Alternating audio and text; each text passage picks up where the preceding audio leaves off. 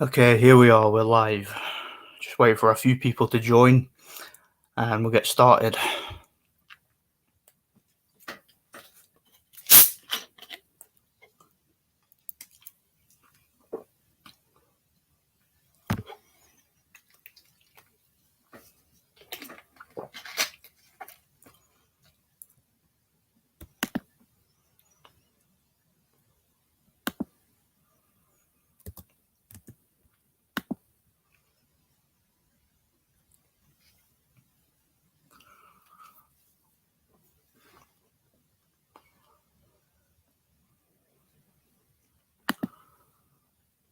Shout out to Nathan Cano, good to see you here, man. How's it going?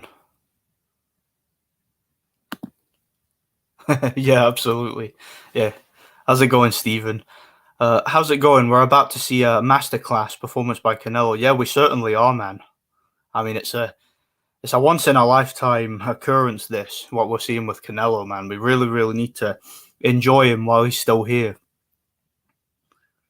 I was thinking to myself today, Canelo's he's like a real life Duke Nukem, isn't he? If he lands a full fledged right hand to the head, your head might just explode, man, because of those supplements that he takes.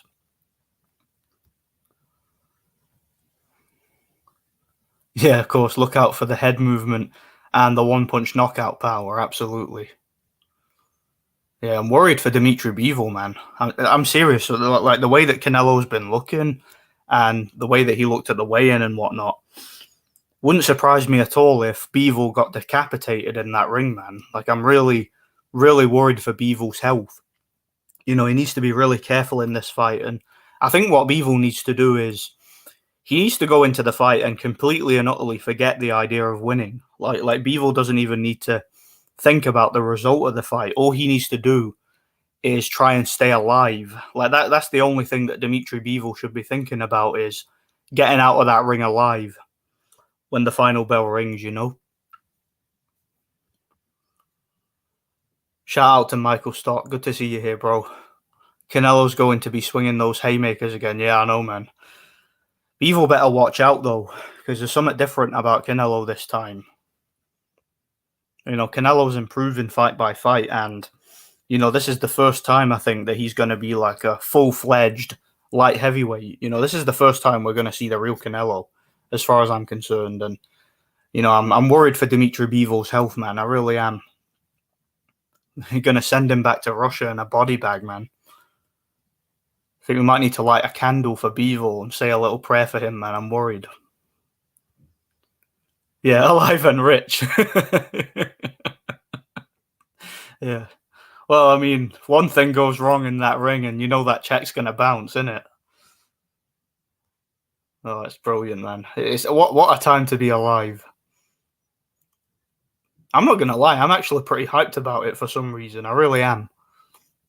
It's going to be fun to watch. It really is. Remember, there are people out there who think Canelo's going to beat Usyk. Well, of course Canelo's going to beat Usyk. Okay, of course he is. You hang on a second, Michael. You're telling me that Usyk can handle that head movement? Really? You think Usyk's going to go in that ring and is going to be able to deal with the counter punches? I don't think so.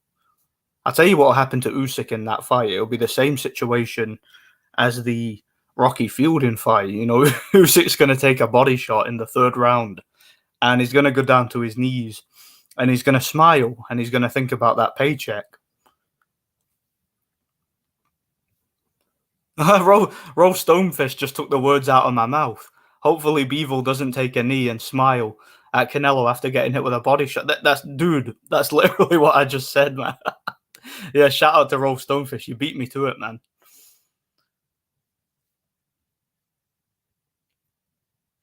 Usyk won't be able to deal with the contract. Yeah, of course he won't.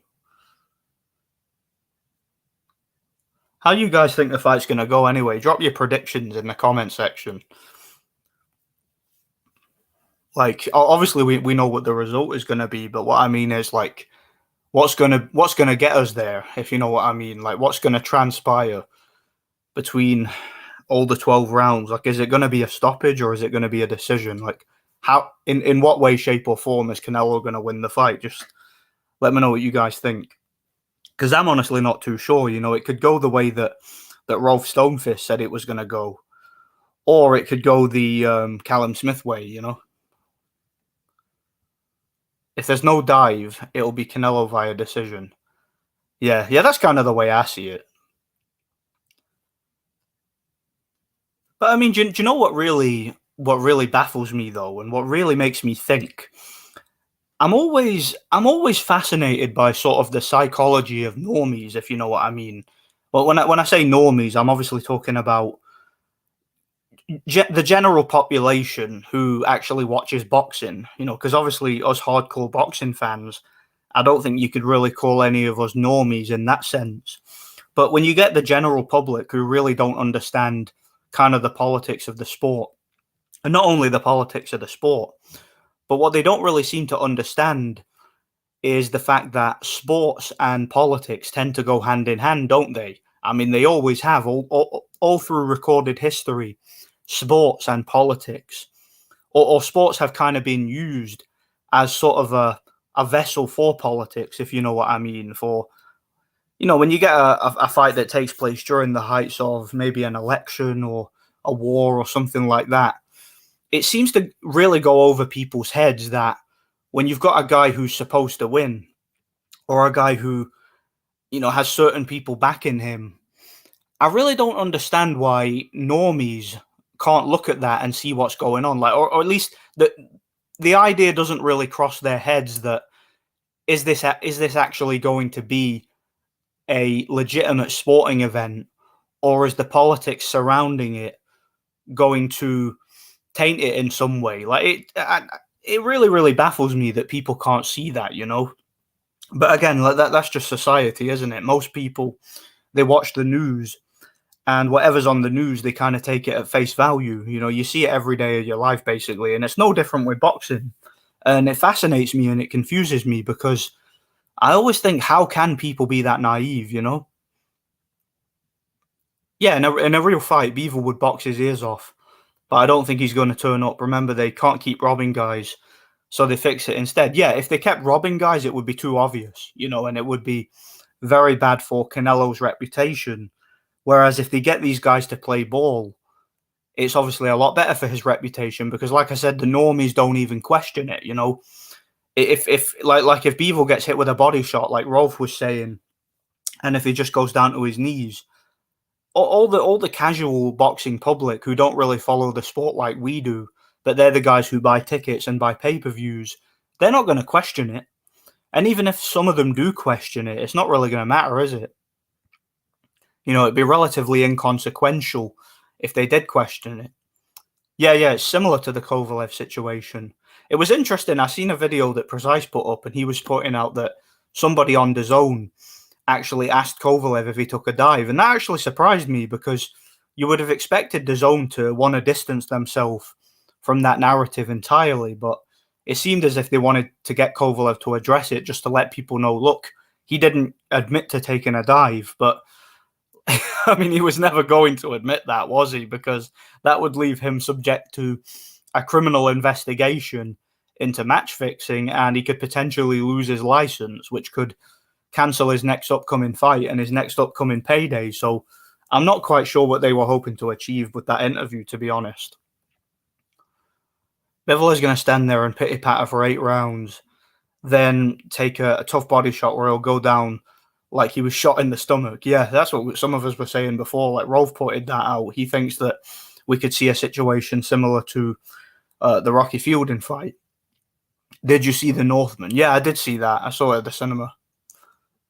Interesting film. Canelo's superior head movement and masterful timing will be too much for Bivol. Yeah, of course it will.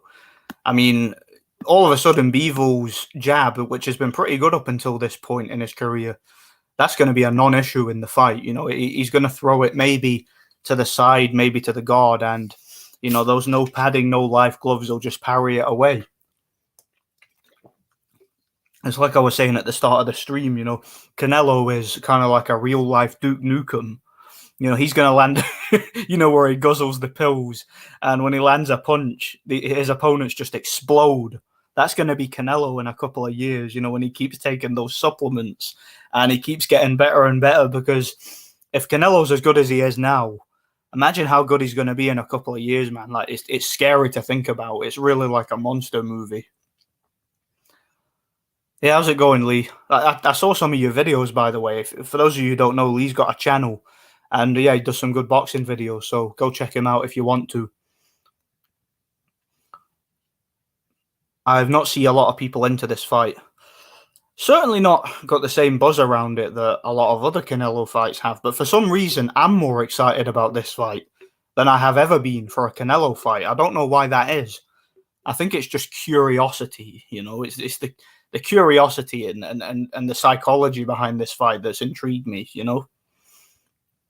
Eddie Hearn, a whole clown, he knows these fights are fit. Yeah, of course he does, man. I mean, Eddie Hearn's the guy running the show. Of course he knows what's going on behind the scenes, you know. Salute, Mr. B. Good to see you here, bro.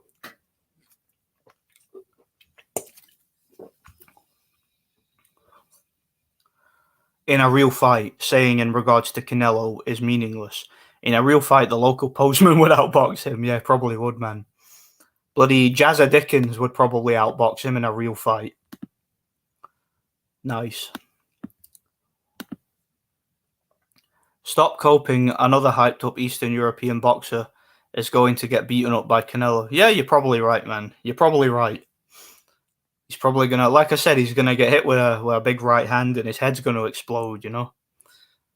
Don't be black, pill. I bet you Triple G still backs Canelo up the whole fight. Yeah, all Triple G needs to do is just, you know, keep a tight guard and keep moving forward, and he can back anybody up, you know, because it's not just about that. It's about more the footwork, you know. He is very good at cutting off the ring, and, you know, he's got a very active lead hand, and Canelo doesn't really have those attributes, but still his opponents back up, don't they? Work that one out.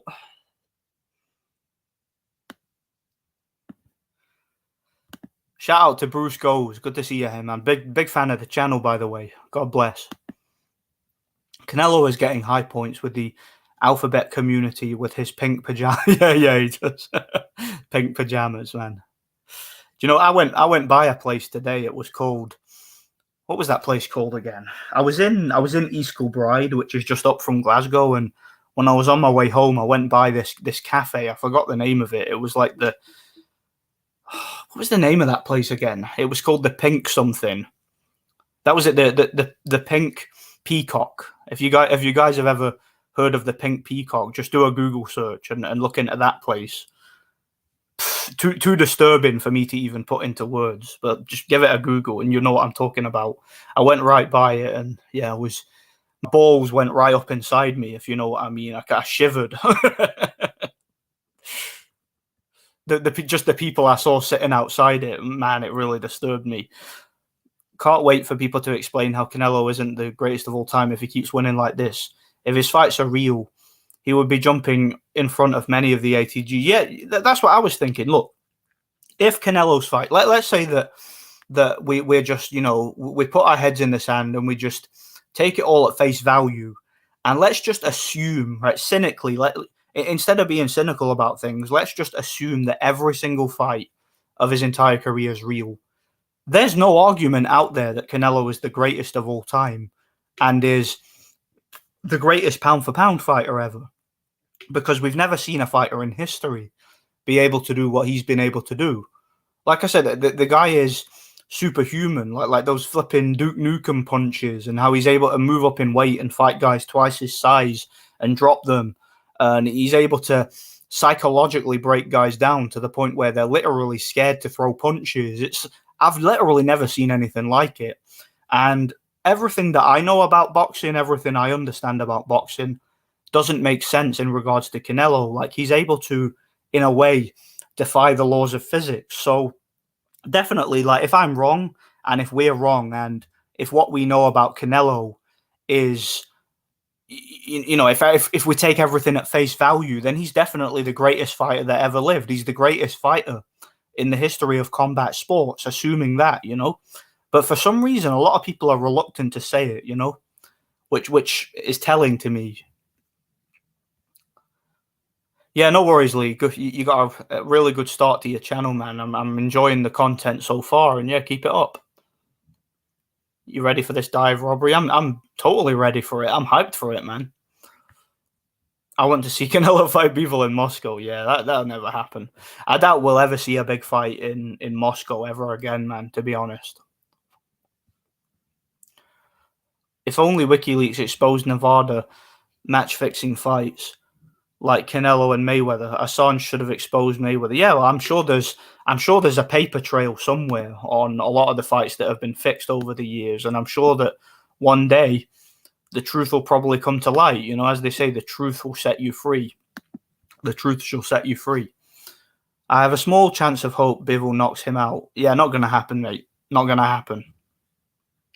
I'd be shocked if it happened. And even if it did happen, I wouldn't be happy about it because, to be honest, if that did happen, let's say if Bivol went in there and completely schooled and dominated Canelo and knocked Canelo out cold, you know exactly what that would be all about. It would just tell me that the boxing establishment were done with Canelo, kind of like they were with Wilder when he fought Fury the second time, and they wanted to use him for some political agenda. You know, it seems as if, like, if Bivol was to win that fight, what it would tell me is that they're trying to stoke up more tensions with Russia, if you know what I mean, because, you know, there's no possible way that they would allow Bivol to win in the current political climate. So if they did allow him to win, clearly there's something else going on, something even more sinister and even more suspect, you know. Can you drop a link to your channel? Oh yeah, to Lee's channel, you mean? See if you just go on YouTube and type in Lee Talks Boxing, it should show up. If it doesn't show up, I'll try. Oh wait, he's posted a link here. Yeah, here you go. That'll be his channel. If you guys can see it, just follow that link. Shout out to PSK, man. Good to see you here, man. God bless. Honestly, I think Canelo should avoid Usyk. He will get stopped. I don't think so. I think he'll stop Usyk. Look, Canelo could fight Superman, Batman, Banana Man, you know, the entire Justice League, the entire Avengers. You know, he could fight all those guys at the same time and he beat them somehow. You know, Godzilla, King Kong could team up and Canelo would still make them both scared of the counter-punching. You know, they couldn't deal with the head movement and the timing and the defense and the claws. It would be a master class performance.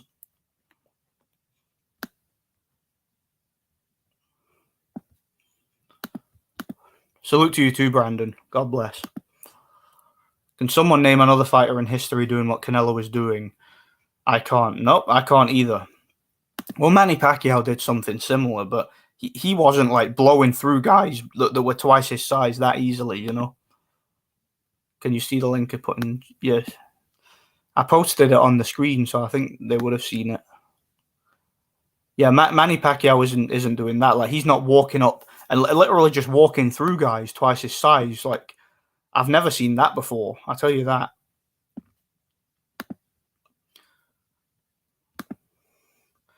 According to my sources, Canelo is coming in Ukraine trunks. He's going to lose the first 2 rounds, then land a wild left telegraphed hook and puts Bivol in a coma. Bivol shows great diving skills. Wouldn't surprise me at all, mate. Wouldn't surprise me at all. I think it's going to be a little bit more. They're going to try and make it look a little bit more competitive than that, though. I don't think Bivol's going to go down early and just you know, go down the way that Rocky Fielding did so quickly. I think he's gonna need to make it a little bit more dramatic, if you know what I mean, because again, you know, they don't want to make it too obvious, do they? Canelo would stop Valois in round 1. Yeah, Valois would be scared of the counter punches, and you know, Valois. What would happen in that fight is Valois would spend the whole fight outside, but despite having like a 95-inch reach advantage, Canelo would be getting inside and would make he would make Valois miss, and he would be able to out-jab him from the outside somehow. I think you're reading way much into this. Reading way much into The Canelo Bivol fight, you mean? How so? Oh yeah, Canelo would stop Vitali. Absolutely. No, they just showed a bunch of Brandon Lee videos, unless he's shadow banned. I don't know actually. I'll try and find the link to his channel and I'll post it, and then you guys can check it out there because I'm subscribed to him, so I should be able to find it. How's it going, Del Boy? Good to see you here, man. God bless. Everybody go subscribe to Blue Collar Sports TV. Fantastic channel. Manny almost killed De La Hoya, and look at the size difference. Comparable, the size difference between Kovalev and Canelo. Yeah, but De La Hoya in that fight, Pacquiao beat him using speed and skills, and he was getting inside, slipping punches, landing combos, and getting out. But what we're seeing with Canelo, we're not really seeing speed and skills and accuracy. We're just seeing brute force, if you know what I mean, and just supernatural physical ability where, you know, we wouldn't see Pacquiao go in against a guy like Margarito and De La Hoya and just drop them with body shots and beat the shit out of them and stop them easily. No, he had to be on point in those fights, if you know what I mean. And he had to really, really be on his game in order to win. I'm cooking a chicken pie with mashed potato and gravy while I'm listening, starving. Oh man, that sounds amazing. Do you know what I had today? I went to a pub today up in East Kilbride, and it was gammon and eggs. So I had like a couple of gammon steaks, a couple of fried eggs, and chips and peas. It was really nice, man. A lot nicer than I thought it would be. It was really nice. Yeah, man, he didn't walk through him. He outboxed him with fast. Yeah, exactly. Pacquiao used his skills and his boxing IQ and his freakish athleticism and speed to win those fights. Whereas with Canelo, we don't really see that kind of physical ability that Pacquiao had. But still, he's getting results like a much more impressive level than Pacquiao was, you know? Hopefully Bivol doesn't sell out. Yeah, hopefully. But I mean, look, you're an intelligent guy, and so's everybody here, and I think we all know secretly what's going to happen. You know, we know that in the current political climate, I think we know what's going to happen, don't we?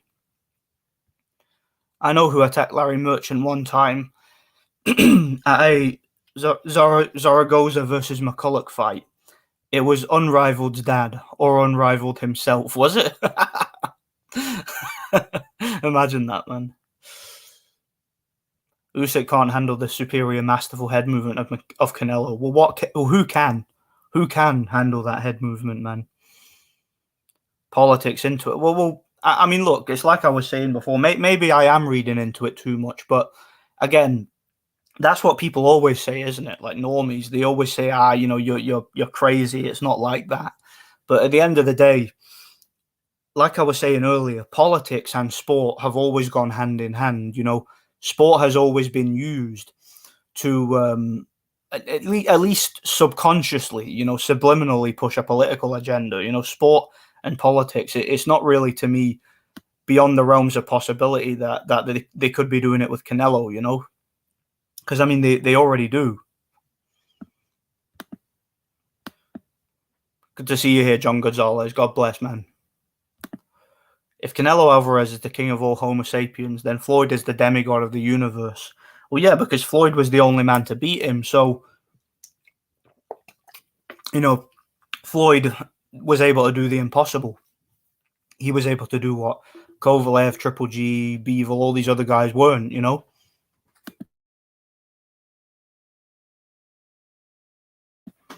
You know, he was able to do what those guys couldn't. So, yeah, like you say, Floyd is a demigod, you know? Floyd is supernatural. He's like a phantom, isn't he? You can't touch him. Oscar wasn't able to pull the trigger in the Pac-Man fight, was gun-shy. Yeah, he was definitely past his prime, but he did still show up in shape, and he boxed quite well for the most part, but Pacquiao was too fast, too athletic, and too accurate for him, you know? Who do you think would win between Johnny Nelson and Enzo Maccarinelli? I'd go with Enzo on points. I think Johnny would run all night. He would just stink the joint out and run and survive. And I think Enzo would just outland him and outwork him.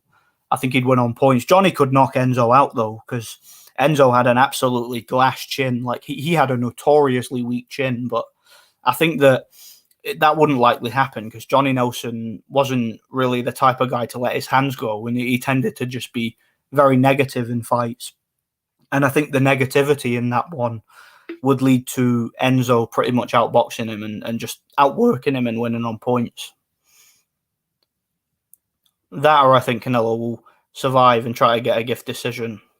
Yeah, but I think that's a bad look, though, if he gets a gift decision. I think that it's like somebody mentioned earlier, it's not all, it's not enough for him to keep getting gift decisions because it's not a good look. They're going to have to portray him as the underdog in some way. He's the, it's like David and Goliath. He's the little guy taking on the big man, and you want to make it seem as if he's the guy who is taking on the establishment, rather than the other way around. I have faith that Bivol will completely dominate Canelo. If the fight's not fixed, then Canelo survives a 12-round beating against Bivol. Will that change your perspective of him? I don't know, man. I don't know. I'd need to look at it very closely. I need to really break down sort of the manner of the fight. Like, obviously, Canelo could survive and go 12 and lose every round, but I mean, I'd have to look at, is Bivol pulling his punches, or is Bivol actually fighting to within the best of his ability? We'd have to wait and see. Where was the power versus Cotto, Trout, or Lara? I have no idea, man. It's a mystery. It's an absolute mystery. No one knows. Canelo will bust him up with counter punches, except that swing telegraph right hand to land 3 times. Yeah, expect that telegraph right hand to land 3 times around. Yeah. All of a sudden, Bivol will have no fundamentals and no defense, and that swinging overhand Deontay Wilder type punch will land all night, Fury can KO Canelo. Nah, nobody can KO Canelo, man. Only way Canelo loses if the cartel tells him to. Yeah, that's my thing, Del Boy. Like, I think, like, look, I genuinely believe, like, that there's a distinct possibility this could be the fight he loses. But if he does lose this fight, I won't be happy about it because I'll be able to see, my cynical nature tells me that him losing the fight will be because he was supposed to lose, because the establishment have plans for the opponent, or they want to use it to create some sort of manufactured rivalry, or there's some sort of gambling issue behind it, or they're trying to push politics. Like, I don't think that Bivol will win the fight unless he's allowed to win the fight, What do you think of Duck Drade ducking Parker? Wait, has he pulled out of that fight? To be perfectly honest with you guys, this past week I've not really been following boxing because I've been really busy with work. I had a couple of videos I wanted to post this week, and I never got around to doing it just because I got called into work. I've been doing a lot of hours. I've not really been following boxing. Let's have a look. Demetrius Andrade. Hang on a sec. Also, Demetrius Andrade has a shoulder injury, so the Parker fight has been postponed. Yeah, he. I'm skeptical about that. Yeah, he never wanted to go to the UK to that fight. I don't think he expected to sort of be on the losing end of that purse bid, and he was going to lose that fight. Told you guys from day one, and yeah, he didn't want it. Triple G beat Canelo. He just couldn't beat the judges. But did Triple G really beat Canelo, or did he let Canelo go the distance? Like, think about it very carefully. Like, did that fight legitimately go the distance, or did Triple G allow it to go the distance because he was supposed to? I don't know, man. I remember reading how Errol Spence beat the crap out of Floyd apparently in sparring. I mean, he's not the only one. A lot of people have done it, so I don't know how consequential it is, but yeah, he did apparently get the better of him in sparring. A red flag for the Canelo Bivol fight becomes obvious if the latter suffers amnesia in boxing skill like Kovalev. Yeah, I mean, Kovalev had one of the best jabs I've ever seen at light heavyweight. He was so creative with it. He was so accurate with it. He had fantastic, control with his jab. He was very good at slapping down his opponent's guard, jabbing them to the chest, jabbing them to the body, keeping them off balance. and he was able to even drop guys with jabs to the midsection. And not only that, but he's one of the biggest punchers pound for pound in boxing, in my opinion, and he had legitimate boxing skill to back it up. But not in that fight. Didn't have all of those things in that fight, did he? Johnny Nelson, the Sky propaganda machine's biggest accomplishment, making people believe that he was an elite cruiserweight. He was a solid fighter, but nothing more. He wouldn't beat Dorticos. Yeah, Johnny Nelson was a survivor, a spoiler, a runner, a guy who didn't really have much skill. He didn't really have any heart. And yeah, he wasn't really that good. He was a guy who picked up a title in a relatively weak era. He against a lot of the modern day cruiserweights, he would have gotten destroyed. I think a prime Marco Huck would have beaten him. I think the likes of Dorticos or Briedis or Usyk would have absolutely embarrassed him. Somebody like Lebedev or even David Hay, I think would have beaten him. Like talking prime for prime. Even if Bivol somehow wins, it's still a setup for a fake comeback in the rematch. Yeah, of course it is. If Bivol gets the win, there's going to be a rematch, and Canelo's obviously going to win the rematch. Fury would massively gain my respect if he can survive 12 versus King Nello. Yeah, Fury truly. Well, I mean that's what intrigues me about that fight is it's been scientifically proven that no man born from his mother can beat Tyson Fury. So unless Canelo is a test tube baby, he's not going to have a chance in that fight. So that's the only fight I'm really interested in with Canelo is I want to see him fight Fury at heavyweight. Would they let him lose if they had the Triple G fight on the horizon? Maybe then it could set him up to win the rematch. Yeah, maybe. Maybe that's what I'm thinking. That's what I'm thinking about because for some reason this Bivol fight, I don't know. A lot of people don't seem to be looking at it the same way as they did Canelo's more recent fights. A lot of people seem to be like backing Bivol. Yeah, shoulder injury in quotations. Yeah, I'm very skeptical about that. Very skeptical. Yeah, he did. Lee Talks Boxing has a channel now.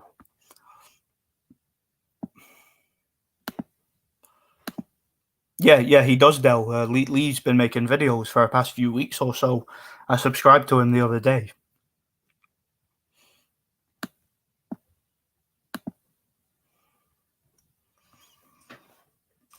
The first Canelo Triple G fight was boy versus man. Triple G should have stopped him. Yeah, of course he should have. That fight was so one-sided that there's no way that it should have ever gone the distance. Which is what makes me think did Triple G just let Canelo off the hook knowing that there was going to be a trilogy? Kind of like let me not even go there because I'm just speculating at this point, Canelo took Cotto and Trout 12 because he needed to conceal his power. He would have scared Triple G off if he showed his monstrous power. Yeah, Canelo was, he was playing four-dimensional chess with that one, He could have taken Cotto and Trout's head off with one punch. He could have made their heads explode with a single right hand, but, he didn't want to scare all these bigger guys off. He wanted them to think that he was a little guy that didn't have any power, King Boo Boo will heal in no time. Once he does, the mortal Zach Parker will lose by a landslide. Yeah. I said from day one Zach Parker was going to beat Andrade, and you guys will all see soon enough, but I guess we're never going to see that fight now, so I'm never going to get to prove it, It sucks, man. I was looking forward to that fight. I was really looking forward to that fight because I'm telling you right now, Zach Parker was going to win that fight. He was, and probably never see it now. Bivol will fall by a thunderous right hand to the head that puts him to sleep. Yeah, probably will. I'll say probably in the later rounds at some point when he's ready to go. Once Canelo's played with his food a little bit, Then Viva Mexico Canelo. Viva Mexico! Yeah, everybody go subscribe to Lee, man, and help his channel, Only fight I can question is maybe Canelo versus Neville. Neville might really give Canelo a tough night's work, but I just don't see Canelo losing with his imperceptive pressure. Yeah, man. Do you think that God himself could deal with the head movement of Canelo? Yeah, of course he could. Of course he could. I think Triple G was told not to knock Canelo out. It's obvious he didn't try to. Triple G probably thought, we'll just outbox him for an easy win. Should have knew that wouldn't work. I think he knew there was a trilogy. That's what I think. I think that the trilogy between Triple G and Canelo was planned all along, and I think that the results were predetermined. I really do. Remember, after the first fight, Golden Boy went up to Triple G and his team and said it was a draw before they'd even seen the scorecards. So clearly they knew what the scorecards were. Clearly the score for the fight was the scorecards for that fight were predetermined. So obviously, if Canelo and his team knew it, obviously Triple G and his team knew it too, right? It was a predetermined outcome, you know. I think he was, but drug test drained, yeah, maybe. Is there a catch weight or a rehydration clause? Not to my knowledge. I don't think there is one of those for this fight. Not to my knowledge. But I could be wrong about that. A lot of people don't like characters like Plant or Triple G or other boxers. That's why they pick in this guy. Yeah. I guess, you know, a lot of people feel that they can relate to Canelo for whatever reason. I don't know why, but for some reason they think they can. I heard Lawrence Cole is the referee for Canelo versus Bivol. Yeah, and I'm sure that Lawrence Cole is going to be perfectly fair, and I'm sure he's not going to favor any guy in particular, you know. Yeah, Lawrence Cole, shout out to that guy, man. Like, I would love to take that guy for a beer. Like, yeah, I seen his interview with Anthony, and he really started to grow on me, Lawrence Cole. I like the guy. On the one hand, it has been stated by the moderator that Steroid Nello can't be knocked out. However, the moderator conveniently asserts that Triple G lost because he didn't knock out Steroid Nello. Yeah. Well, I mean, Triple G said he was Mexican style, right? So he should have stood right in front of Canelo, and he should have blocked punches with his face and just knocked the guy out, you know, if he really was truly Mexican style. So it doesn't matter how many punches he landed. He wasn't Mexican style enough, so he should have lost. I'd honestly pick Bivol to outpoint Alvarez, but Canelo's too popular to ignore. Yeah, see, you know what's going on. Like you're an intelligent guy, Fox. Okay, you really are. You look at this fight, you see Canelo's popularity. You know what part of the world Bivol is from, and it doesn't take a genius to put two and two together, does it? Like what's really going on here, and that's why a lot of the normies, like I was saying earlier in the stream, the normies can't seem to get their head around the fact that sport and politics often go hand in hand, you know? They go hand in hand. They always have. Once Canelo's 10-ounce, no boxing, no life gloves grazes the epidermis of Bivol's fragile skin, he will be out cold and Canelo will emerge as the emperor of boxing. Yeah, Canelo's the face of boxing, man. He really is. That truly cannot be denied.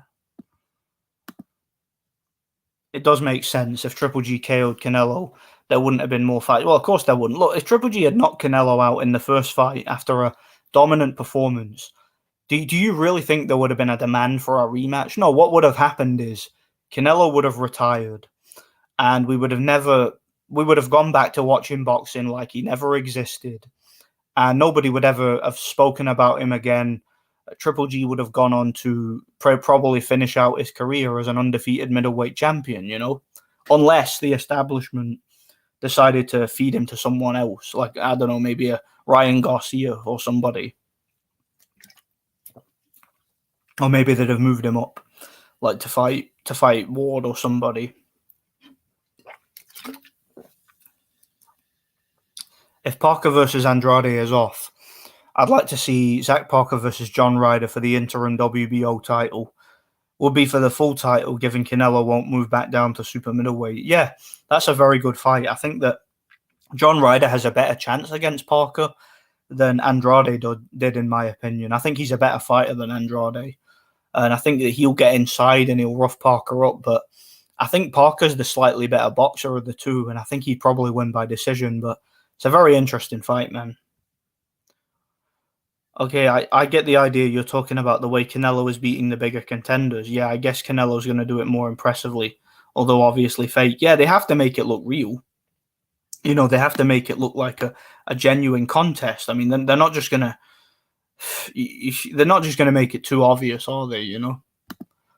That's right. Yeah, he interviewed Lawrence Cole. Good interview too. Really interesting. It's not what he's doing; it's more how he is doing it. Yeah, of course.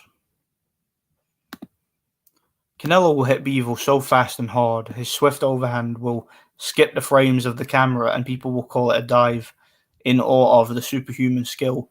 5'8", 175 pounds of sexual vanilla. I couldn't have put it better myself. That just really, really sums it up. Canelo is he's like I said earlier in the stream. Like I keep going back to this. He's Duke Nukem reincarnate. Like he's a real life Duke Nukem. He's perfect in every way. Like if he was to use his full power, and I know he likes to play with these guys a bit, like he did with Caleb Plant. He toyed with him for 10 rounds, then took him out in the 11th, I think it was. But if Canelo was to go all out on these guys, I'd be so worried for their health because their heads will explode after they take one punch. I have not seen a lot of people into this fight. Sorry, guys. Parker versus Ryder.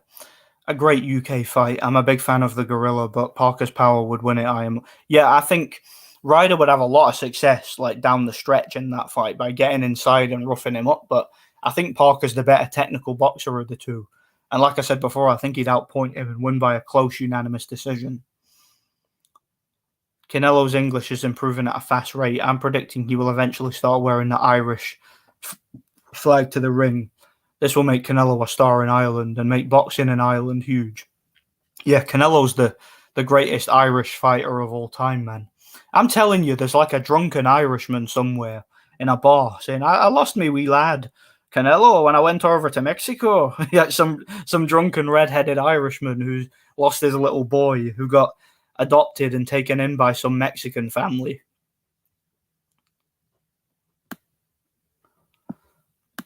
Yep, I'd be fine with Parker Ryder too. That's actually a better fight than the Andrade fight because, Andrade so overrated. Canelo used Thai style because he could hurt Triple G with an elbow to the eye. yeah, he could.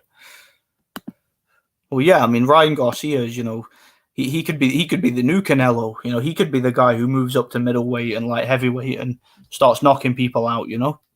I could see it happening. He's a big lad, he's big for the weight. I do have an admiration for how your YouTube platform responds to all comments for the most part, as opposed to select comments that push a predetermined agenda. Goodish. Yeah, man, thanks. Yeah, I like to respond to all the comments if I can. Obviously, there might be a couple of them that pass me by, but I try to respond to as many as possible because I like everybody to have a say, free speech and all. Pat myself on the back. I'm just kidding. I'm just kidding. Yeah, there seems to be no buzz for this fight. Bivol is objectively better than Plant, but that fight was more hyped. Maybe people are sick of Nello, or just nobody has the zone. Well, put it this way, Del Boy. Think about this, right? Let's say Caleb Plant were to move up to cruiserweight, right? And let's say Caleb Plant fights Alunga Makabu. Do you think there's a single person out there that would be picking Caleb Plant to win that fight? And how long do you think Caleb Plant lasts in that fight? Does he last, 2 rounds, 3 rounds, 4 rounds, maybe 5? I doubt it. I doubt he lasts the first half of the fight against Alunga Makabu, right? But when Canelo was talking about fighting Alunga Makabu at cruiserweight, everybody was calling that fight a mismatch, despite the fact that Makabu, objectively speaking, is, like you say, similar to Bivol. Obviously a better fighter than Caleb Plant, obviously more proven at world level, obviously significantly bigger, multiple weight divisions bigger. So why were people picking Canelo to win that fight? Look, it doesn't take a genius to see what's going on. Like you say, objectively speaking, Bivol is better in every single way, shape or form than a guy like Caleb Plant. But Caleb Plant was very competitive, wasn't he, with Canelo? But nobody's picking Bivol to win, just like nobody was picking Ilunga Makabu to win. So at least on a subconscious level, we all understand that there's something different about Canelo, and there's more that meets the eye, you know? Canelo couldn't even knock out Cotto's brother. Yeah, he couldn't. Cotto's journeyman brother went the distance with Canelo and gave him problems. How's it going, Nordic? Good to see you live. God bless. Yeah, good to see you here, Nathan, every time. God bless. This is why I'm not convinced Beterbiev will get the decision against Joe Smith. Personally, I don't think that fight goes the distance. I think Beterbiev knocks Joe Smith out, but at the same time, Joe Smith could also knock him out. You know, I think that's one of them fights where I'd be a little bit surprised if it goes the distance, but if it does, they might favour Joe Smith. You know, I mean, he got a gift decision, didn't he, against Vlasov, you know, the other Russian. A lot of people thought he won that, so I don't know, man. We'll see what happens. Refuse to bet on this one. Yeah, there's no value betting on this one, you know. Don't see any good odds to hedge, and it's a Canelo fight. Yeah, there's no reason gambling when you know a fight is fixed, you know, because, again, you're not going to make any money. The house is going to win. House is obviously going to win when somebody like Canelo is involved. Me and all the Canelo superfans want him to get my girl pregnant, then make us pay for it.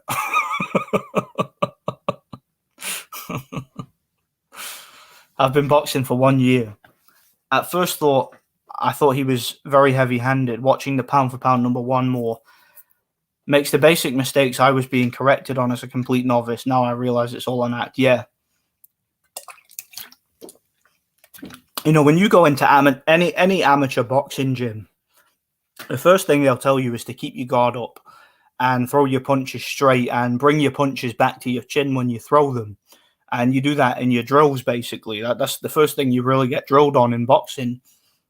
And what we see with Canelo, he's able to just break these rules and just walk forward against taller, bigger guys and bigger punchers. And he doesn't seem to get paid for the same mistakes we get paid for, you know. Something different about Canelo. He's supernatural. They really need to make a comic book about Canelo, man.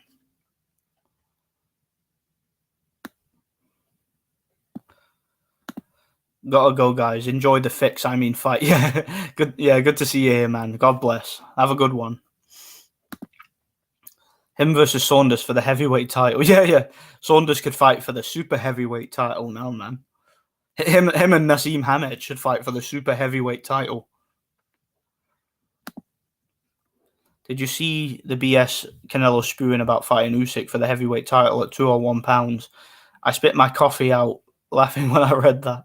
And his fanboys actually think he'd beat Usyk. So funny. Do you know what? He probably would. They're probably right, mate. He probably would beat Usyk. Sup, Dead Game Boxing. Good to see you here, man. God bless. Usyk murders Canelo. Nah, he wouldn't. Look, you're underestimating Canelo there, man. Can Usyk deal with the head movement and the counter punching? I doubt it. Briedis would be a tough fight for Canelo. Nah. Briedis is a human being, and Canelo is something different, you know. Canelo is a superhero. He's got superpowers. Plant was a 5-time kickboxing champion and a good amateur boxer in Thai boxing. Yeah, I guess. Still shit, though. Still a shit fighter, in my opinion. Canelo got rocked in the first Cotto fight. Just run the footage back. Cotto must have, like, devastating, like, Mike Tyson level power then if he was able to hurt Canelo. Sup, Nordic. Good to see you here, Smooth Critical. God bless. The Makabu fight was less interesting than Bivol because light heavyweight contender Tony Bellew sparked Makabu inside 3 rounds years ago.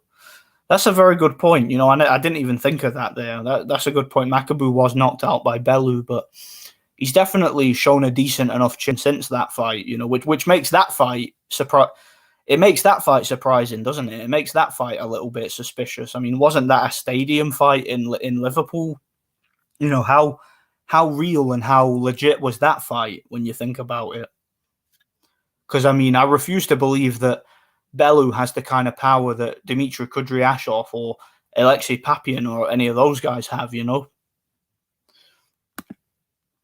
It's a shame because if Canelo's career was legit, it would have been fun. Of course, it would have. There would have been ups and downs, and it would have been he would have been a very, very fun, high level Mexican journeyman. That's what Canelo would have been. He'd have been in some fun fights over the years.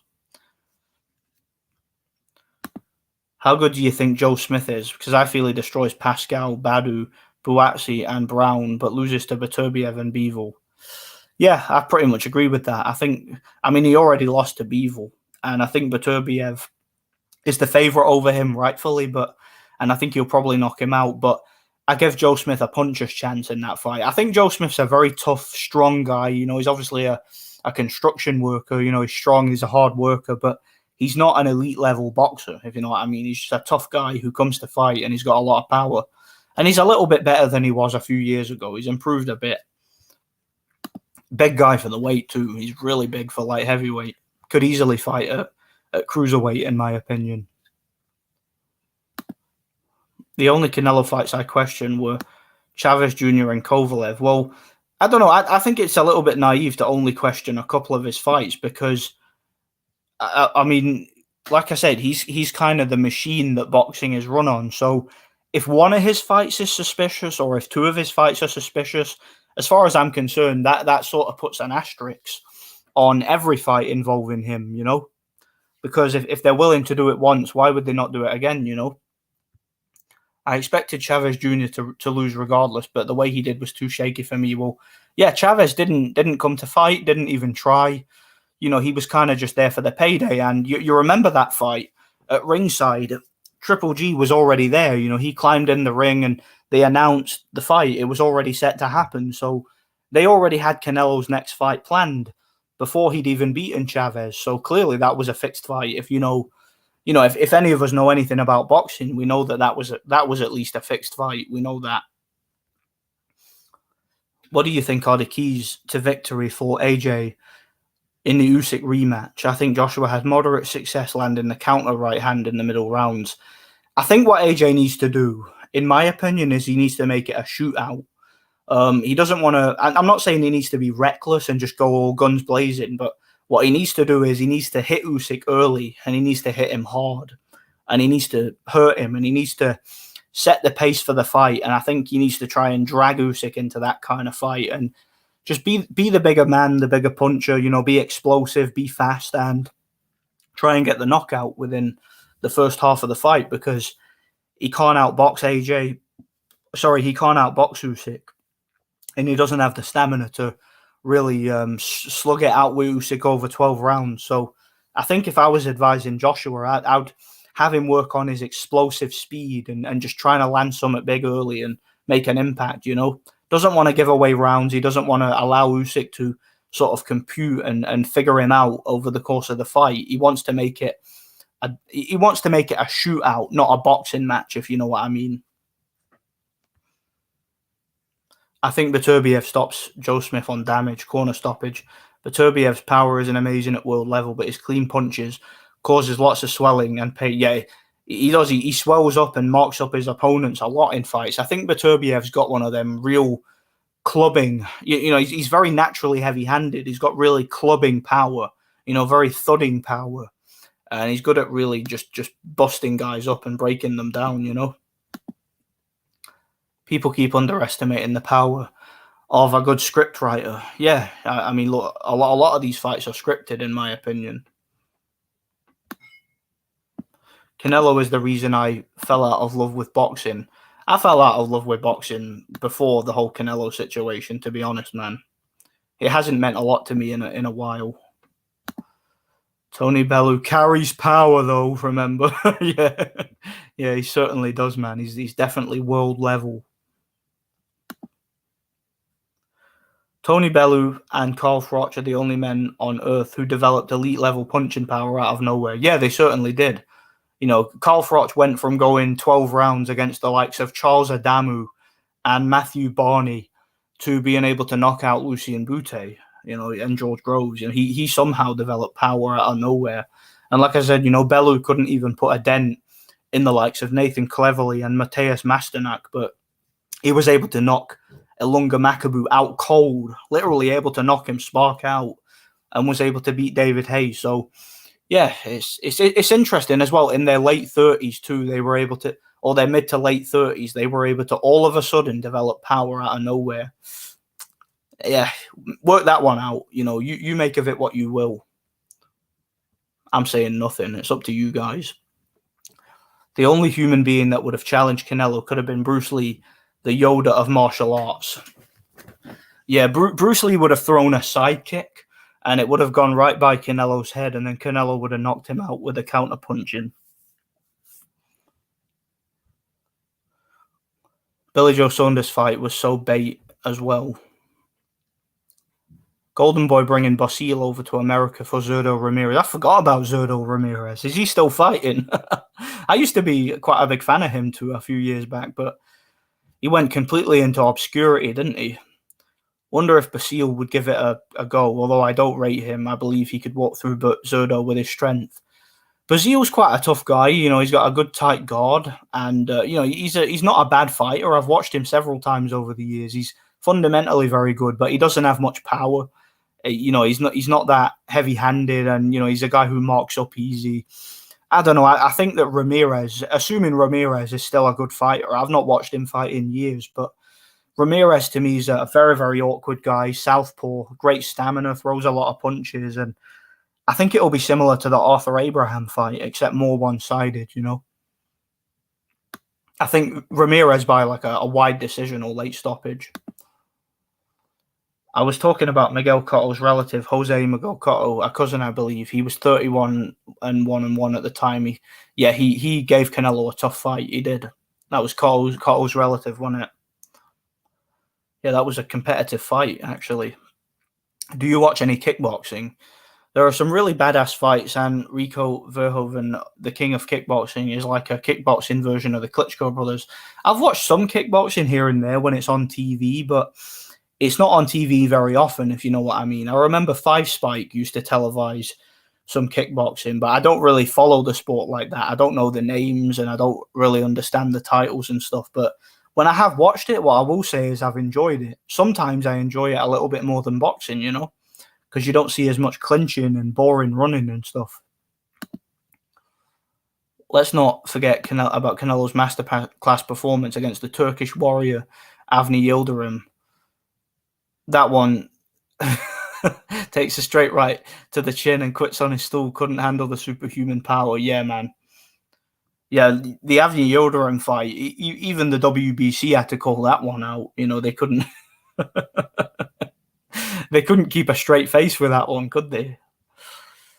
Fury's legacy is iffy to me if he doesn't fight the winner of that fight. Yeah, if Fury doesn't fight Usyk or AJ, then that's that's disappointing. I want to see that fight. I think Fury versus Usyk is a fantastic fight, and that's a great fight from a stylistic point of view, and it's one I've wanted to see for a few years now. And I think it's a genuinely really fascinating fight, and either guy could win it. Either guy could win that one. That's how I see it. If Yuneski Gonzalez could land his jab regularly on Zurdo, then Basile should. Do you know, I didn't even watch that fight. So, again, I'm going to need to catch up on Zurdo because, like I said, I've not watched him fight in years. Like, he just went completely into obscurity. Thought Joe Smith should have taken a loss against Vlasov. Yeah, most people did. Most people felt that Vlasov won that fight, How many times has the next fight already been announced, then the fighter whose next fight has been announced loses beforehand? I would imagine very rarely, Del, I'm not saying it's never happened before, but I would imagine it's very, very rare that happens. I mean, if you look at situations like Hopkins being set to fight De La Hoya and then clearly getting his ass kicked by Stern, but getting the decision, it's like they don't want to jeopardize the fights that have already been announced beforehand, Likewise, I stopped making boxing videos and don't watch it as I used to. Yeah, I noticed your videos stopped coming. I used to watch your videos all the time, and I don't know if you're planning to get back into it. Let me know, and I'll check them out. Yeah, it is WWE,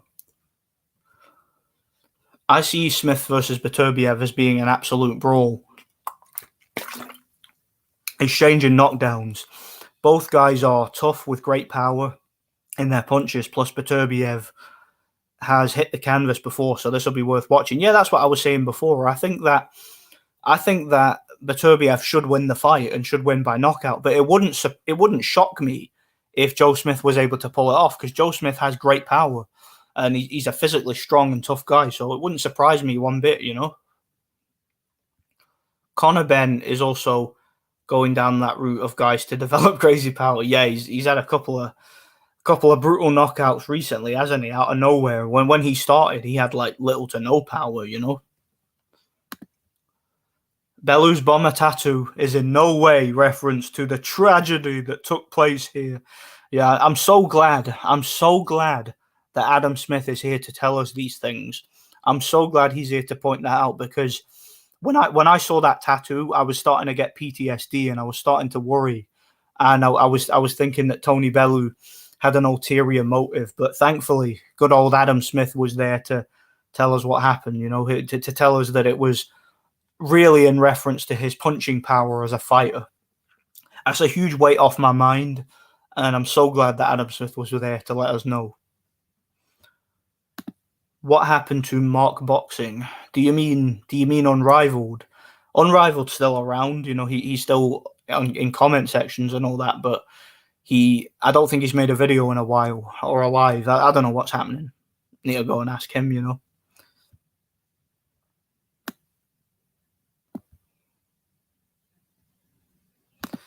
I would see Canelo. I would to see Canelo give MMA a go. He would get smashed. No, Canelo would absolutely dominate every single MMA fighter in the world. You know, he could become the UFC champion. Right. Well, you know, he could probably beat Ngannou. He could beat all those guys, man. Can Ngannou deal with the counterpunching and the head movement?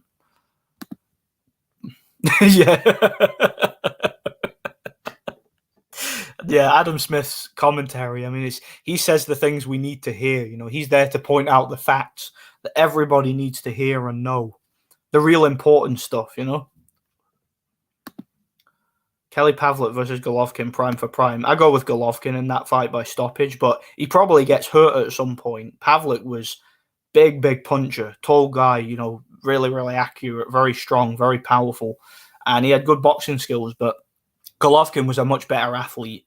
Pavlik was weak to the body. He wasn't that skilled on the inside. I think Triple G would back him up. He would probably survive a scare early, and he'd probably stop him late, you know?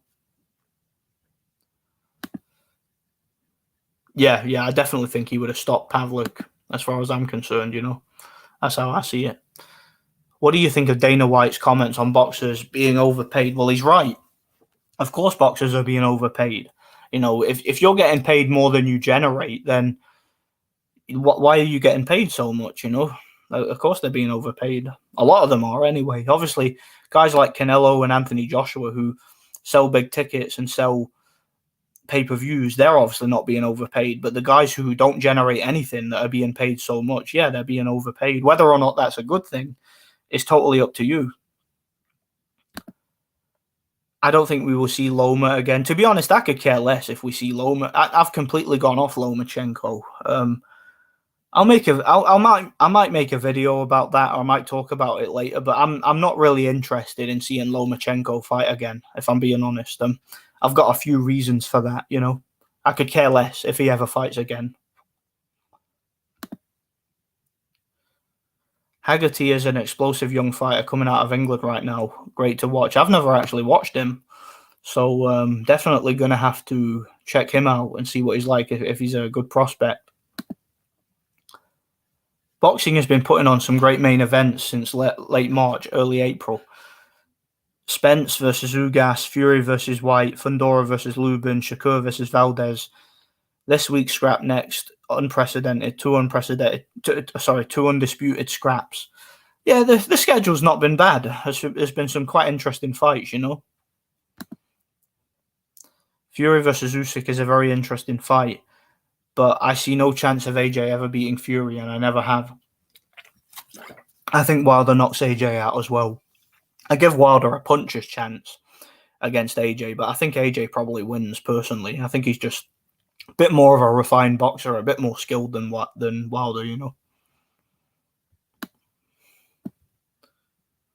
Yeah, Adam Smith putting everybody's fears to rest. Yeah, everyone can rest easy at night. Adam Smith's here to, sing us to sleep and give us all the reassurance that we need. You can watch kickboxing on YT on YouTube. Glory Kickboxing and One Kickboxing are two of the biggest promotions. Look up Rico Verhoeven. He's defended his belt 20 times, which is hard to do in heavyweight. Yeah, I'm definitely going to look that up. I'll definitely check it out. And I might even follow the sport because, like I said, when I have seen kickboxing on TV, when I've seen it televised, it's been very good. It's been televised here and there, but not very often. And when I've watched it, I've always enjoyed it. Until Adam Smith said that, I actually thought Tony Bellew bombed the Manchester Arena. Yeah, I thought Tony Bellew was a terrorist sympathiser. I thought Tony Bellew had joined some organisation and was, he'd gone to that venue just to push his own propaganda.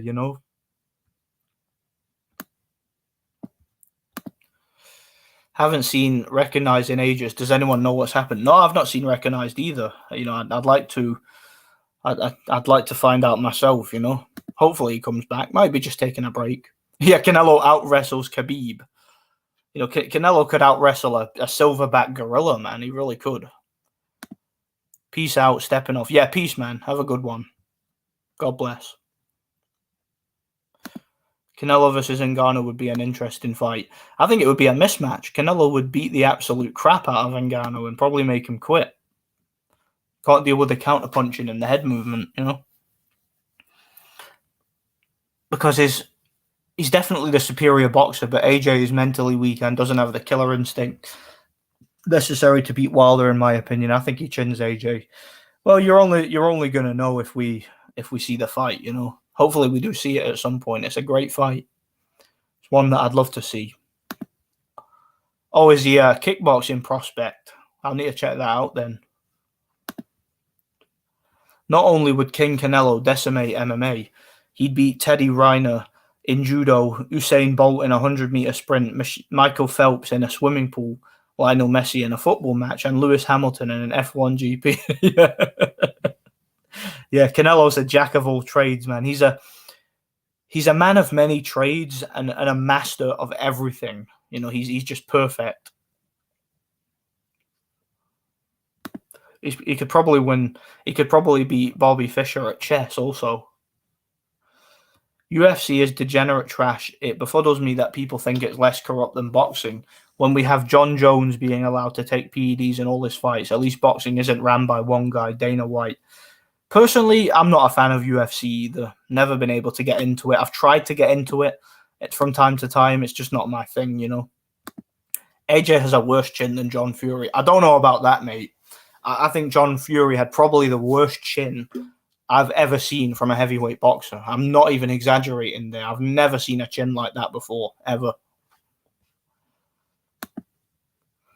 Tiger Woods in golf as well. Yeah, it's in the works. Yeah, Canelo's going to do a one-on-one with Tiger Woods, man. Canelo would get a hole-in-one every single time he hits the ball.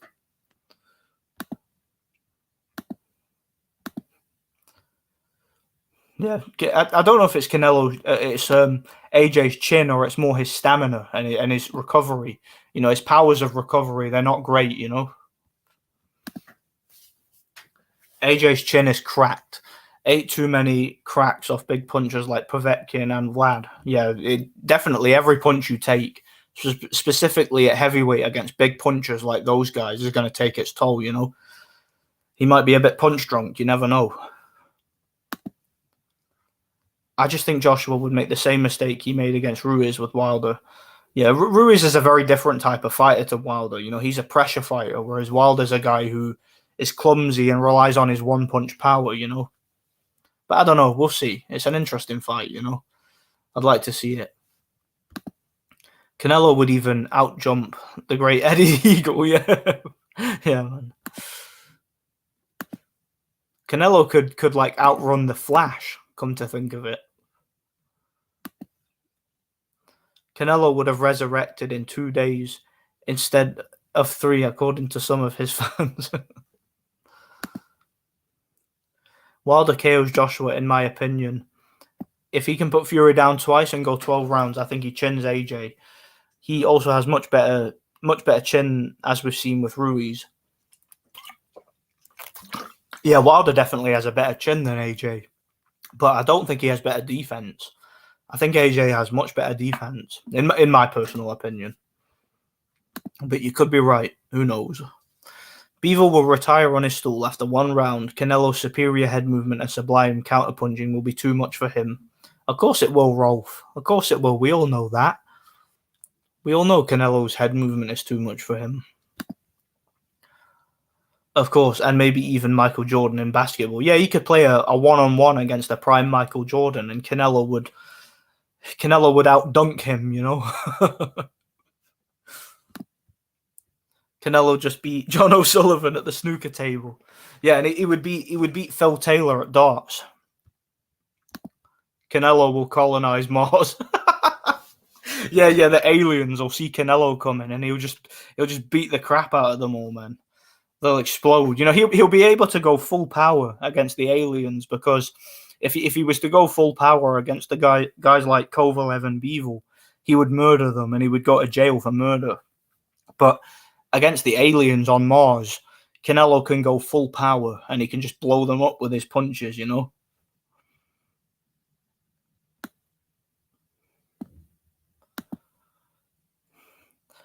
But I don't think he would have much of a choice to avoid Wilder, because he's quicker, better killer instinct, more aggressive, and much more hot.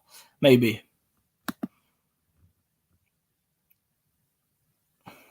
I played left-handed as well. Canelo could storm the gates of heaven and challenge the Almighty himself. The bookies would make Canelo the favourite, I reckon. I'm sure some people would make him the favourite, you know? Man, it's getting really, really far with Canelo, isn't it, man? Like, how can the normies not see what's happening, man? How can they not see it? It'll be an interesting fight. Should have happened a long time ago. Yeah, it definitely should have. If you're talking about AJ and Wilder, there's no reason it couldn't have happened in 2017, 2018, 2019, you know? Should have happened, man. Even without the titles, man, it should have happened. He stopped the war in Ukraine, yeah. He just goes over there and just says, stop, and all the tanks, like the tanks get scared of the head movement and the counter-punching. Canelo can single-handedly stop the invasion. Yeah, of course he can. Canelo can do anything, man, if he puts his mind to it. Heading off now, guys. Have a good one. Enjoy the fight. I'm still in two minds if I even bother. Yeah, that's how I feel, man. Like, should we even bother staying up for this fight? I mean, it'll be a good laugh at least. You know, we can come together and laugh about it. But yeah, good to see you here, man. God bless. Have a good one. Didn't John Fury have ties with the mob? If so, it's possible those KO losses were actually dives he had to take. I certainly think his brother did. I think Peter Fury had certain connections, like drug dealers and whatnot. I don't know about John. I'm assuming, obviously, since they're related and you know they're part of the same community, I'm assuming they probably did know some dangerous people. And you never know, they might have been dives. I don't know, to be honest, but from what I saw, they looked real to me. Yep, smash that like button, guys. Yeah, Canelo does them all left-handed just to prove a point, you know. Beats everybody at their own game. And deliberately handicaps himself to do so. To me, Joshua would just outbox Wilder and avoid the risk of going toe-to-toe, similar with the Ruiz rematch. I definitely think Wilder could hurt him. Yeah, I personally think that Joshua would outbox Wilder, and I just give Wilder a puncher's chance. But I give AJ the same kind of puncher's chance, except he's two-handed, and he's got much better technique, in my opinion. Chuck Norris hides from Canelo. Yeah, man. Yeah, all of those Chuck Norris facts, you can just apply them to Canelo instead, you know. Does anyone actually stay up to watch Canelo? I don't usually. I'm contemplating whether or not to do it tonight, or whether or not to play my video games, you know. It's one or the other. Man, it's been a crazy week. I actually had a few videos I wanted to make this week for this channel, and a couple for my other channel as well, but what ended up happening was I had to do a lot more at work, and I got caught up with a bunch of things. And when I wasn't working, I couldn't be bothered editing and recording and stuff, so I was just chilling and playing my PlayStation and that, But I'm way behind on a bunch of things. That's why I'm live streaming today.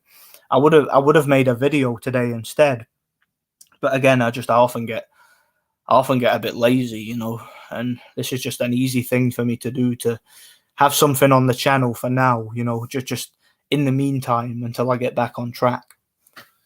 But I had a couple of retrospective videos I wanted to make this week. I just never got around to making them, Yeah, I don't know if to stay up, maybe just have a few beers and watch it for the lows. Yeah, that's the thing. I mean, I'm not going to influence anybody either way. If you want to stay up and just have a laugh, that'll be quite fun.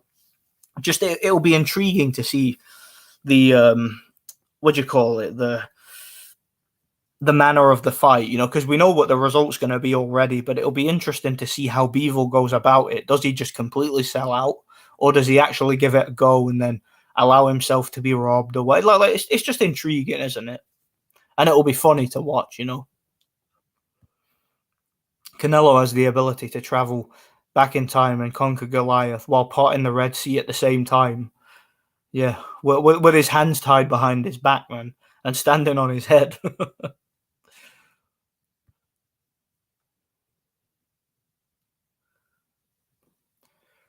Where was I? 1 second.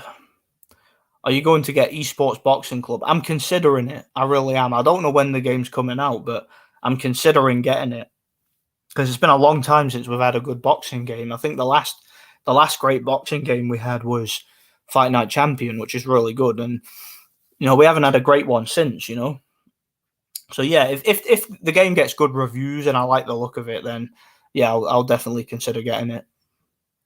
I've been playing a lot of older games lately, and because I've got a few things I'm working on, a few projects, a few like retrospective gaming related projects that I'm working on. Not just reviews, but other stuff too. I want to do like documentary style videos and like top 10 lists and stuff like that. I've got a lot of things in the works for that channel,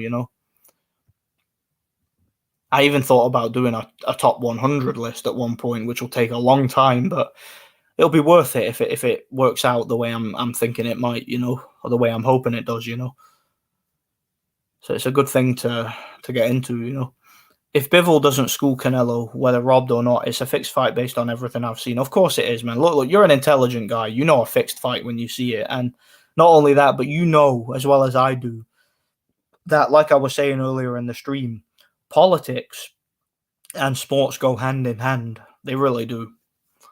And anybody denying that is just in denial. They're just naive.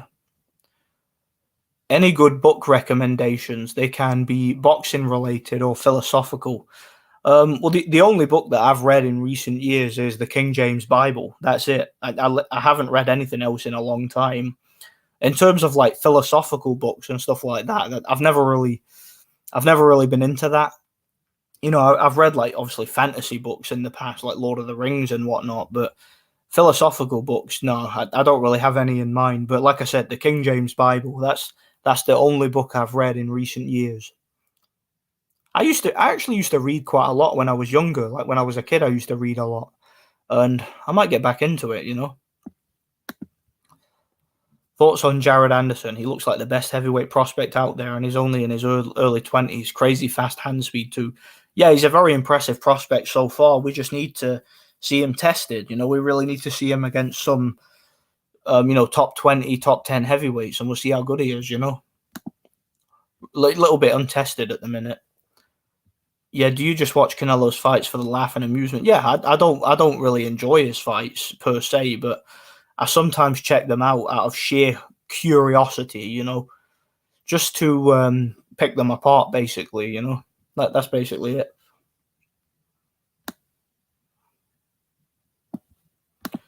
Forget Canelo versus Usyk, AJ or Tyson. The real super fight we need is Canelo versus Shades of Ali, Hughie Fury.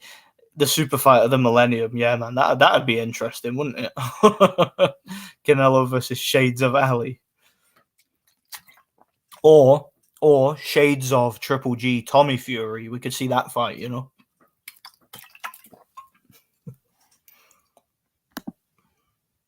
Yeah, I'm interested to see if he dives or gets robbed. I'm thinking he may have a go and it will be a controversial majority decision.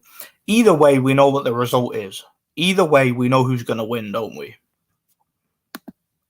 I'm glad Esports Boxing Club isn't from EA. EA games have been trashed since 2015, especially the FIFA game. EA are absolute scum of the earth. Like, seriously, like, I'm not even kidding. Like, what EA did to gaming, and they were involved with some really good games back in the day.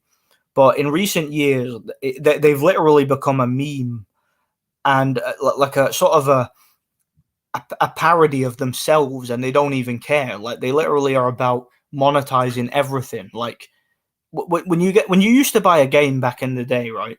You would get the full game for the full price. But when publishers like EA and Activision and all these other money greeding arseholes got involved, what they started doing is they would only give you part of the game, and all the good stuff, you know, all the extras would come later in the form of DLC, and you have to pay more money. And that's why I can't really stand, or that's one of the many reasons I can't really stand modern day gaming, which is why I stick to retrospective gaming, you know, because again, a lot of modern day gaming, it's just all corporate, and it's just, again, you buy a game full price and you don't even get the full thing. You only get part of it, and there's day one content that you have to pay extra for, you know. Yeah. EA Sports, it's in the DLC. Do you remember EA games challenge everything? You need the Canelo Bible. Oh, come on, man. Canelo Bible, man. Fun fact, the entire nation of Mexico was conquered by a lone Irishman named Canelo Alvarez. Yeah, man. They go together like peanut butter and jelly, as the Americans would say. As much as I don't like Canelo, I can't say that I didn't enjoy his fights with Triple G, even though he cheated and the fights were fixed. Yeah, they were fun to watch, but when you know what they're all about, it becomes a bit less fun, you know? Not gonna lie, I could see Hughie Fury picking up a belt after Tyson and Usyk have retired. Yeah, he could probably win like the vacant WBO title against like a Christian Hammer, or like maybe Dillian White, one of those guys. He could probably win against one of those guys and win the title. I could see it. I can't see him being like a unified champion or like a long-time dominant champion, but I could see him winning a vacant title, or maybe beating one of the lower ranked guys like Trevor Bryan or any of those guys for the title, you know. Trevor Bryan, I don't know why every heavyweight isn't calling him out. Daniel Dubois is probably going to beat him and knock him out, you know. He's going to be world champion after losing to Joyce. Vaccines, autoimmunity, and the changing nature of childhood illnesses by Dr. Tom Cohen is a good book I've recently read. I'll need to check that out, actually. I might check that out. Tough one. Canelo versus Quaggi. Who wins? Yeah, Quaggi. Quaggi, you know, his muscles are a little bit too big for Canelo, you know. And even though he punches in slow motion, when he lands one of those punches, it's like an explosion, man. So he might be the only guy who can actually beat Canelo, but it's a great fight, man. Two very similar Mexican warriors with totally real boxing records. You know, that's a great fight, man. EA ruined Command and Conquer, Fight Night, NFL Streets, and many others. Yeah, they did, man. EA are a complete joke. They really are. That's why, like I was saying before, I stick to retrospective gaming nowadays. I play old games, you know, games from the late 90s, games from the early to late 2000s, even the early 2010s. You know, modern day games I'm not really interested in anymore. So in order for me to invest in a game now, in order for me to like pay full price and buy one now, I mean, today, when I was over in East Kilbride, I spent £58 on a game that came out in the 90s. It was a very rare PlayStation 1 game that I bought.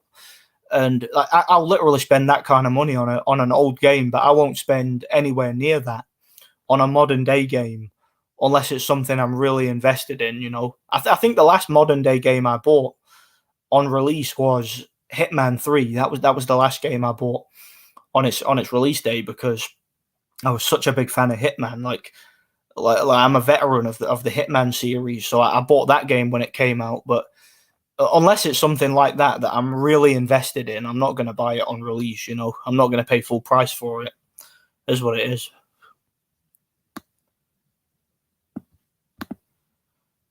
But Activision been around since Activision been around a long time, man. As has EA. Mule was great. I could see Huey doing that. Maybe the WBA regular against Dubois. Yeah, I could see that. I could see him beating Dubois. I'd give Dubois a chance, but I think Huey could outpoint him and win on points. The WBO will make the WBU will make a comeback, and Huey Fury will go on a decade run defending the belt 30 times. Yeah, he'll be the new Ricky Hatton, with the WBU run. Quaggi had lethal power. He did. Those muscle implants made his punches so explosive. Trevor Bryan is obviously the worst boxer I've seen in my life. Zero boxing skill, no stamina. It's beyond me that he now has even a regular title. Don King's still trying to work his magic with these bums. Yeah, if Trevor Bryan wasn't affiliated with Don King, if he wasn't promoted by Don King, do you think he would have ever gotten anywhere near a title, or even would have been ranked in a position to ever fight for a title? I don't think so, personally, man. Have you ever reviewed The Thing, the greatest sci-fi horror ever made? Do you mean the video game, The Thing? I've never played the game, but if you mean the movie, I've never actually watched the movie, but I know that it's a classic according to most people. I think you're talking about the remake, aren't you? The remake from, was it the 80s or something? Yeah, a lot of people say that that's one of the best horror movies ever. But I know there's a video game of it also, but I've never played it. I think your criticisms of gaming have become really apparent once the PS4 and Xbox One were released in 2014. Yeah, they really were. I mean, like I was saying, gaming nowadays, it's all online, it's all corporate. You buy a game and you don't even get the full thing. And not only that, you can't even play a game off the disc anymore. You've got to install it. You've got to download patches and updates, and they take up space on your computer or on your console. And they take a lot of time to download sometimes, and you can't play it and really interact with it at all unless you clear up space and unless you have all the latest updates. And it just seems like it's spyware to me. I prefer it when you could go to a shop, buy a game, put it in and play it. That's why I'm so much more into retrospective gaming. That's what I basically am now. I'm a retro gamer. I play old games. I agree, modern day gaming sucks. Last game I bought on day one was FIFA 14, probably. Yeah, see, and that's the thing. Like, gaming nowadays, it's just complete crap. Like, there's nothing that's come out in recent years which has made me think, that this is groundbreaking. This is revolutionary. No, it seems as if it's all going backwards. I would literally rather play games from the 90s than anything that's come out recently. I know this is off topic, but I've been rewatching Sven Ottke fights. He was a bit past his best. I thought he lost to Lawson. Do you think he won the fight? That's a fight that I go back and forth with every time I watch it. Like, Mads Lawson had the work rate. He definitely threw a lot more shots, but he barely landed anything clean. And from what I saw from Ottke, he landed the cleaner, more effective shots and was a bit more economical with his punches. So, although I personally think Ottke just won the fight, as the defending champion fighting at home, and I don't think it was controversial or anything like that. I don't think it was a robbery, but I won't argue with anybody who thinks Lawson won. It was that kind of fight, in my opinion. That's my honest views on it. That's how I see it.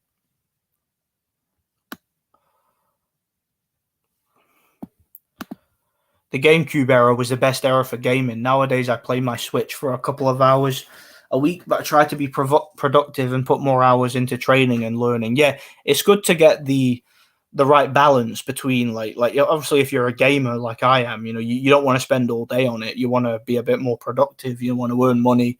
you want to get the right amount of exercise, but it's a good pastime, you know. For me, there's no better way to unwind after a hard day work than playing a video game, you know. Dave Allen could spark Trevor Bryan in 2 rounds. I don't know about that, man. Like, maybe Dave Allen at his absolute best might have a puncher's chance. I actually still think Trevor Bryan could outbox him, but Dave Allen would definitely have the power to knock Trevor Bryan out. You know, the guy is very, very overrated. One of the worst title holders of all time. Yeah, Trevor Bryan's pathetic, man. You know, just the definition of really a paper champion. I don't even know if he would have beaten Manwoo Chaw. I think Manwoo Chaw might have beaten him. Yeah, the movie from 1982 by Carpenter. I never played I even played the game on PC in 2002. Was okay. Yeah, I've never actually watched it. I've never played the game either, you know. But I'd like to do both. The Thing is quality film by John Carpenter. A quality film by John Carpenter. They Live 2 also by Carpenter. Yeah, They Live's a good film. That's a really good film. But The Thing I've never seen, you know. It's interesting that Vitaly Klitschko didn't come back to fight Bermane Stiverne in a proper retirement fight. Speaking of Don King, I think at that point in time he was more into politics than he was in boxing, and I think Vitaly just had enough, you know.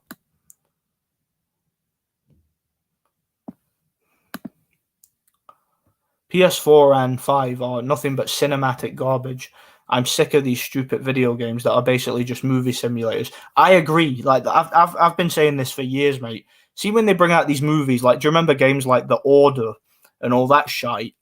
They're literally just interactive movies. Just like, ooh, look at the graphics. Ooh, look at the fucking shiny little bits of dirt in the corner and all that. I'm like, look, I don't care about any of this. Look at the 4K ultra mega resolution. Oh, it's amazing. Look at the motion capture and photorealistic character models. I'm like, yeah, but is the game good? Is it fun? Well, no, but look at the 4K character. I'm like, that's modern day gaming, man, in a nutshell. It's interactive movies rather than actual games with good concepts and good gameplay and good designs, you know. I'm telling you, man, gaming is a lost art. That's why I stick to retro games from the 90s and the 2000s, man. And maybe the early 2010s, you know. N64 times were peak. GoldenEye and Ocarina of Time were quality games. They certainly were. You know, GoldenEye is it's generally considered to be one of the best movie license games of its era and one of the best first-person shooters, you know. Agreed, new games are brutal. Only game I've liked recently has been Red Dead Redemption 2. Would highly recommend. Great graphics and best open world I've played. Do you know, I played Red Dead Redemption 2. I played part of it, but I still haven't finished it because I think while I was playing it, I got caught up with something, and yeah, I had other things installed. So I'm going to need to go back to that and complete it. I still haven't completed it, but I loved the first one. I think the first Red Dead Redemption from 2010, I mean, was one of my favorite games of that particular year, you know. Modern gaming is done. It's awful. DLCs, installed bugs, unfinished games, lots of garbage. Yeah, I don't know if you guys saw, but I did a video on my other channel where I was talking about that new Star Wars game, the one from 2019, Jedi Fallen Order, it's called. And I got thousands of views on that video, a lot of comments, and everybody seemed to agree. I was talking about how basically the shill mainstream critics were calling it like the greatest game ever, saying it was like a 9 out of 10 and a 10 out of 10, and it was a masterpiece. The game was like a broken, buggy piece of crap that had one of the worst stories I've ever come across.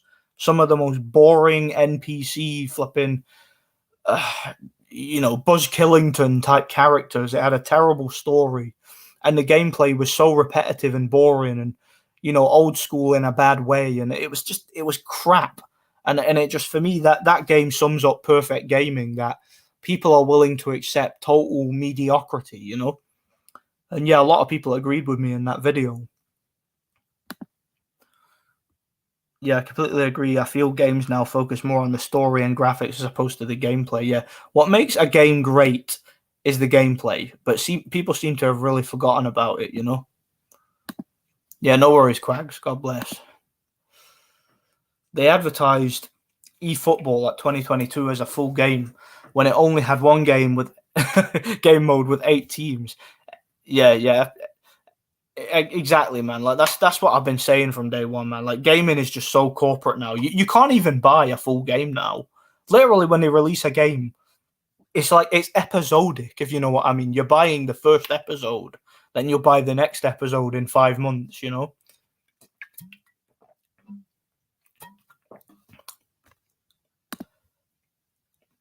In my opinion, gaming golden era was 90s through early 2000s. Then it started to decline. I agree. For me, the late 90s to the early 2000s is the best era for gaming. And most of my favorite games come from that era. My favorite video game of all time. I actually, one of the videos I thought about making was I thought about making my top 100 favorite video games.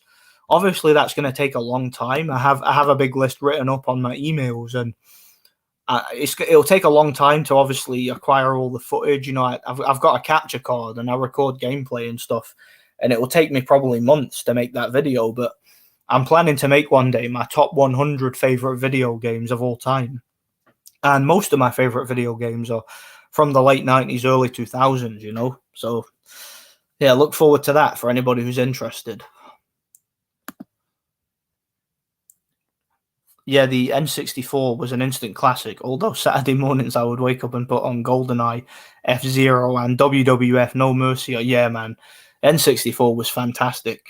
Like, the first console I ever had was the PS1, and, games like Rayman, Spyro the Dragon, games like that, Crash Bandicoot, all that stuff was my thing, man. I always loved those games, I really did. Games like Hogs of War, so many of them, man. Great games. I think the Spyro games were probably my favorite franchise of games, especially the original trilogy that from the late 90s to 2000,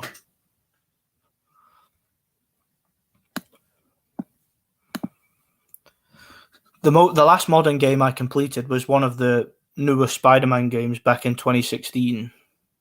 Yeah, I never even played the newer Spider-Man games. I played a lot of the old ones, 50-year-old David Price Sparks Brian within a round. Sefa Safari probably, but yeah, it wouldn't surprise me, man. Like, Brian is that garbage, man. David Price definitely could knock him out. Although I must say I like the Witcher games. I like the look of the Witcher games. I've never actually played them though, but I've seen reviews and they seem quite fun, they're open world RPGs, aren't they? So, which is right up my alley. I might check them out. Played Gran Turismo. Yeah, Gran Turismo, great racing games. I think that they were some of the best selling games of all time as well. The Gran Turismo games, like they certainly were back in like the PS2, PS1 days.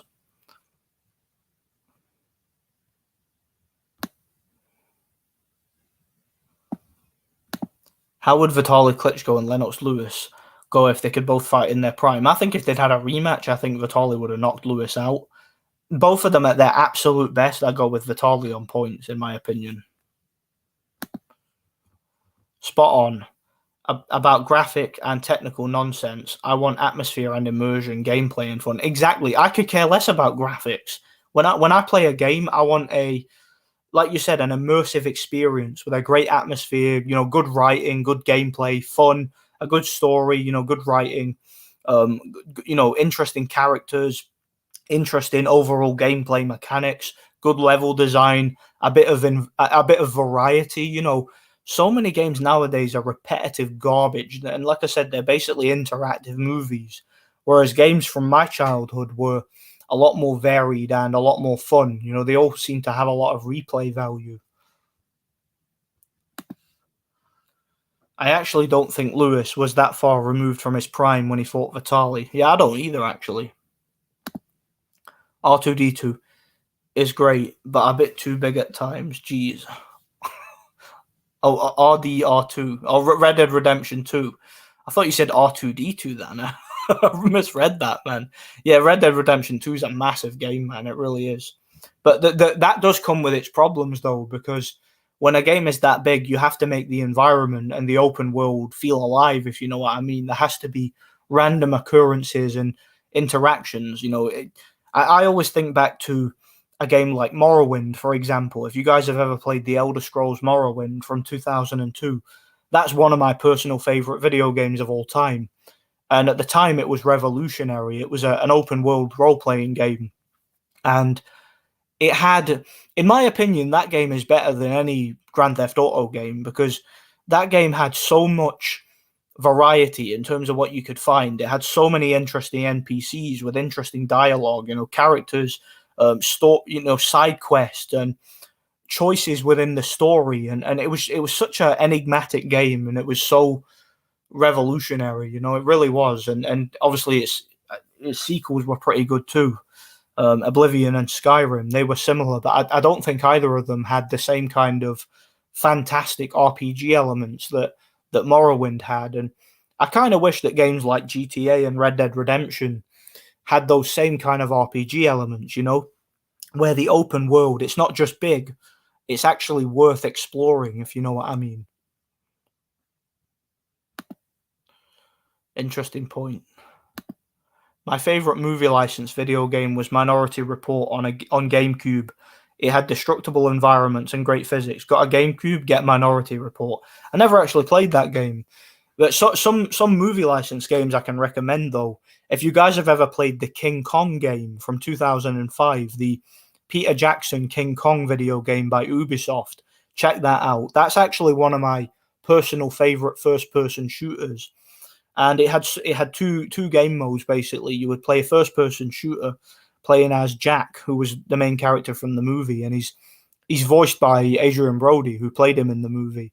And you can also play as King Kong, and it's kind of a third person action adventure game. And that's one of my favorite movie license games. It's so underrated, man. It's a great game. And also, if you've ever played any of the Lord of the Rings movie license games, any of the Spider-Man movie license games, they were really great too. Or the Batman Begins movie license game, that was a great one. Movie license games have this unfortunate reputation. It's an earned reputation though of sucking, but a lot of them actually were pretty good. There were some really good ones that bucked the trend, and those ones I just mentioned were definitely ones to look at. Do you watch samurai movies? No, I actually don't watch any samurai movies. If you could recommend some, I'll definitely check some out. Final Fantasy VII on PS1, yeah, that game's a classic. That's a lot of people generally consider that one of the best PS1 games. I was always more into Spyro though. The Spyro games were my favorite PS1 games. Like Spyro Year of the Dragon, for example, a masterpiece. Yeah, the PS2, Xbox, GameCube era was gaming at its peak. It definitely was, man. It definitely was. There's a reason why the PS2 was the highest selling console of all time, even compared to modern ones, Would need to be specific about era. With Top 100, you should do it. Us oldies would want to see Racing, Destruction Set, Defender, and Boulder Dash. Yeah, man, that's the thing. I'm really looking into doing that list, and it's just my personal list of my top 100 favorite video games, because I've got so many video games in my library that, in my collection, that it's a very difficult list to really go on, and I have a specific criteria for where everything would rank in the list, and it will be a really fun video to make, man. I'm really looking forward to making it. I have a lot of reviews to do first, but once I get around to doing it, it's going to be a lot of fun, man.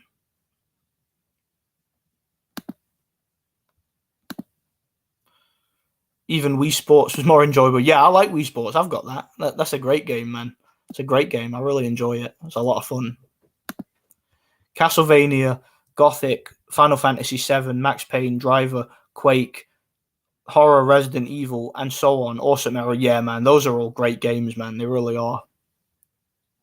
So great for their time, man. They really are.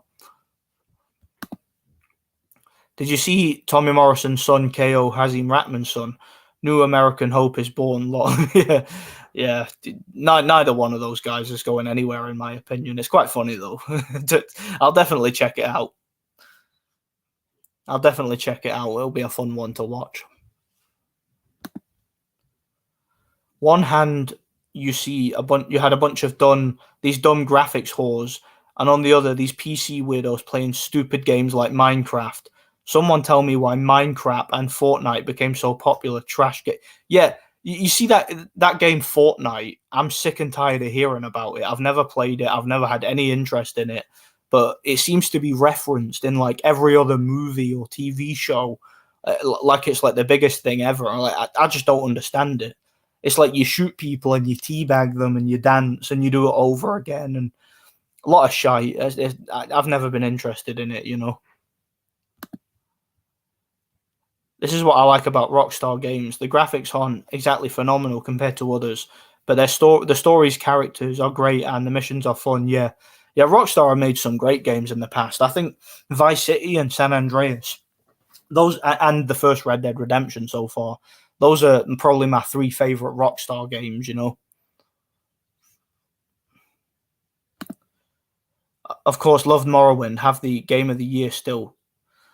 Probably the best Elder Scrolls. Gothic was the king. Yeah, Morrowind is in my personal opinion. I actually did a video about this. I don't know if you saw it on my gaming channel.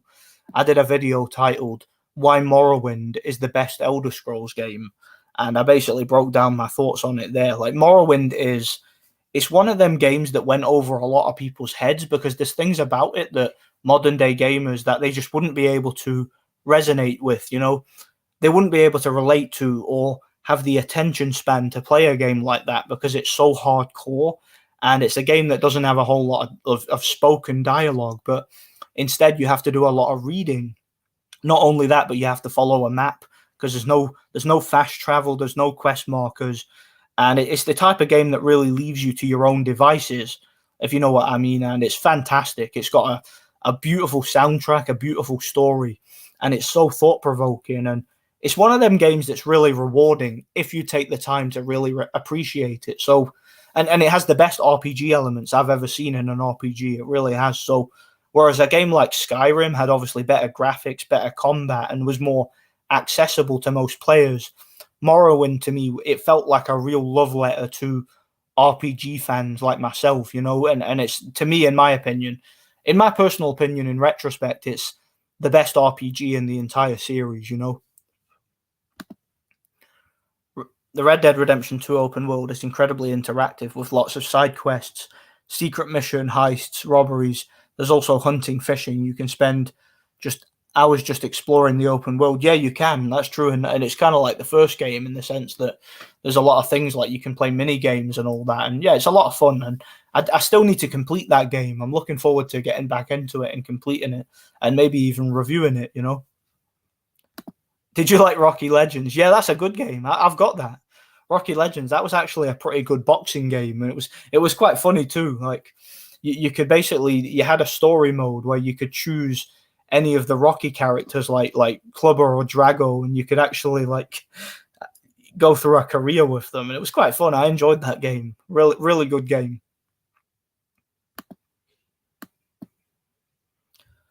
The genre of samurai movies is called, I don't know if I should even attempt to pronounce this. Jid Jidaijeki. I don't know how you pronounce that. Sorry. It's the equivalent of the Western. Check out Yojimbo Sanjiro and the original Zatoichi movies, but you deal with subtitles. Do you know, I don't actually mind watching movies with subtitles. I actually prefer it with subtitles sometimes rather than the English speaking dubs of movies, you know. I think it's a little bit more immersive when I watch movies like that, you know. Minecraft is okay. I played it with my little sister and it was pretty chilled on multiplayer. My little brother and my little cousin played Minecraft, but I've never been interested in it. It's never really appealed to me, you know. I remember there was a Minecraft reference in Skyrim. See, if you climb to like the tallest point in the map, like on the throat of the world, the big mountain.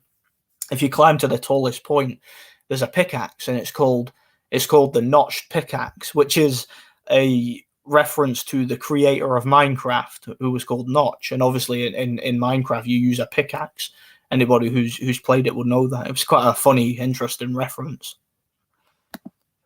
Being in school in 2018 when Fortnite was at its peak was painful. Yeah, man. Like I said, I've never been interested in Fortnite. I think my little sister played it, but I've never been interested in it personally. It annoys me hearing about it, you know. Off topic, but did you see Shane Mosley Kids School Gabriel Rosado? Everyone was calling it a complete mismatch, and I didn't expect Mosley to pull it off a wide decision at all. Maybe fixed. I don't know, man. I've not really seen much of Mosley's son. I don't know how good a fighter he is. I'll check the fight out and I'll get back to you on that one, and I'll see what I thought of it. You know, zero interest in Fortnite. I agree. I've never been interested in it. It's one of them like mainstream trends that just doesn't appeal to me. You know.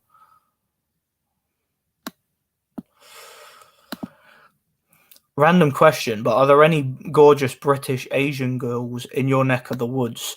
I like Asian American girls, and Asian chick, but with British accent is exquisitely hot. Is that like your fetish kind of? You like Asian chicks? I don't know, man. I don't know. Yeah, there's quite a lot of Asian chicks around here. Come to think of it, yeah, they're not bad looking. Some of them. I mean, I'm in a relationship, and my missus is white, but yeah, there's some nice looking Asian chicks around here. If you're into that sort of thing, you know. Define British accent. There's yeah, yeah. Could they sound like Tony Bellew? No, that's not attractive at all, you know. And a lot of them aren't that attractive, yeah. Could you imagine an Asian chick that sounds like Tony Bellew, man? I don't know why I thought of Tony Bellew there. That's a bit suspect, man. Yeah, you had to follow your diary and dialogue. I love Blood Moon on the Winter Island. Awesome atmosphere. Yeah. Do you know what I loved about Blood Moon was, like you said, it takes place on the island, which at that point in the timeline is technically part of Skyrim. So it's full of Nords, and there's a lot of snow and trees, and it's a lot more Skyrim like than obviously the ash-filled wasteland that is Morrowind. And that was kind of like the first look you had at Skyrim, and what it would look like was your first experience of it was in Blood Moon. So that was fantastic. I really enjoyed that DLC, you know, or that add-on. And of course, it comes with the Game of the Year edition of Morrowind, which I have on Xbox. And yeah, it's fantastic, man. It's challenging, it's difficult, but it's fantastic. I really enjoy it, man. English, that sounds better than American, yeah. I don't know. That's one thing I don't really think about much with women. Like their accent to me doesn't really play a part in whether I find them attractive. It's more to do with what they look like, you know. Yeah, which British accent? London or Liam Williams accent? Yeah. There are some horrible British accents that sound. Yeah, there's some British accents that sound horrible. Yeah, there are. There's a lot of them I really don't like the sound of. Like Geordies, that those accents like kind of annoy me a little bit, you know. I guess my accent probably annoys some people. Banjo Kazooie, yeah, Banjo Kazooie is a classic, man. That's one of the old like real 3D RPGs 3D platformers that's quite underrated. You know, a lot of people actually prefer that to say like Mario 64, for example, which is generally considered the best like RPG. I keep saying RPG, the best platformer on the Nintendo, but a lot of people prefer the original Banjo Kazooie. But I think the two sequels, a lot of people weren't fond of the two sequels. They prefer the original. Yeah, the word Jedi originates from, again, not pronouncing it. Lucas was an admirer of the genre. He considered the Japanese actor Yojimbo for the role of Obi-Wan Kenobi. That's interesting. I did not know that. I definitely need to check out some of those movies. And you can definitely tell, like, the way that the Jedi hold their lightsabers is reminiscent of samurai, you know?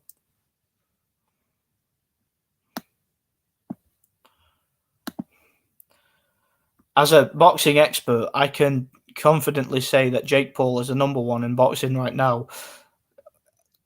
As I know there are some great boxers, but it's obvious that no one's on Jake's level. Yeah, Jake Paul You know, he's even better than Canelo, man. He really is. He's even better than Quaggi, man. He really is. Wait, you're 16? I'm not 16. No, I'm 28. Unless you were talking about someone else.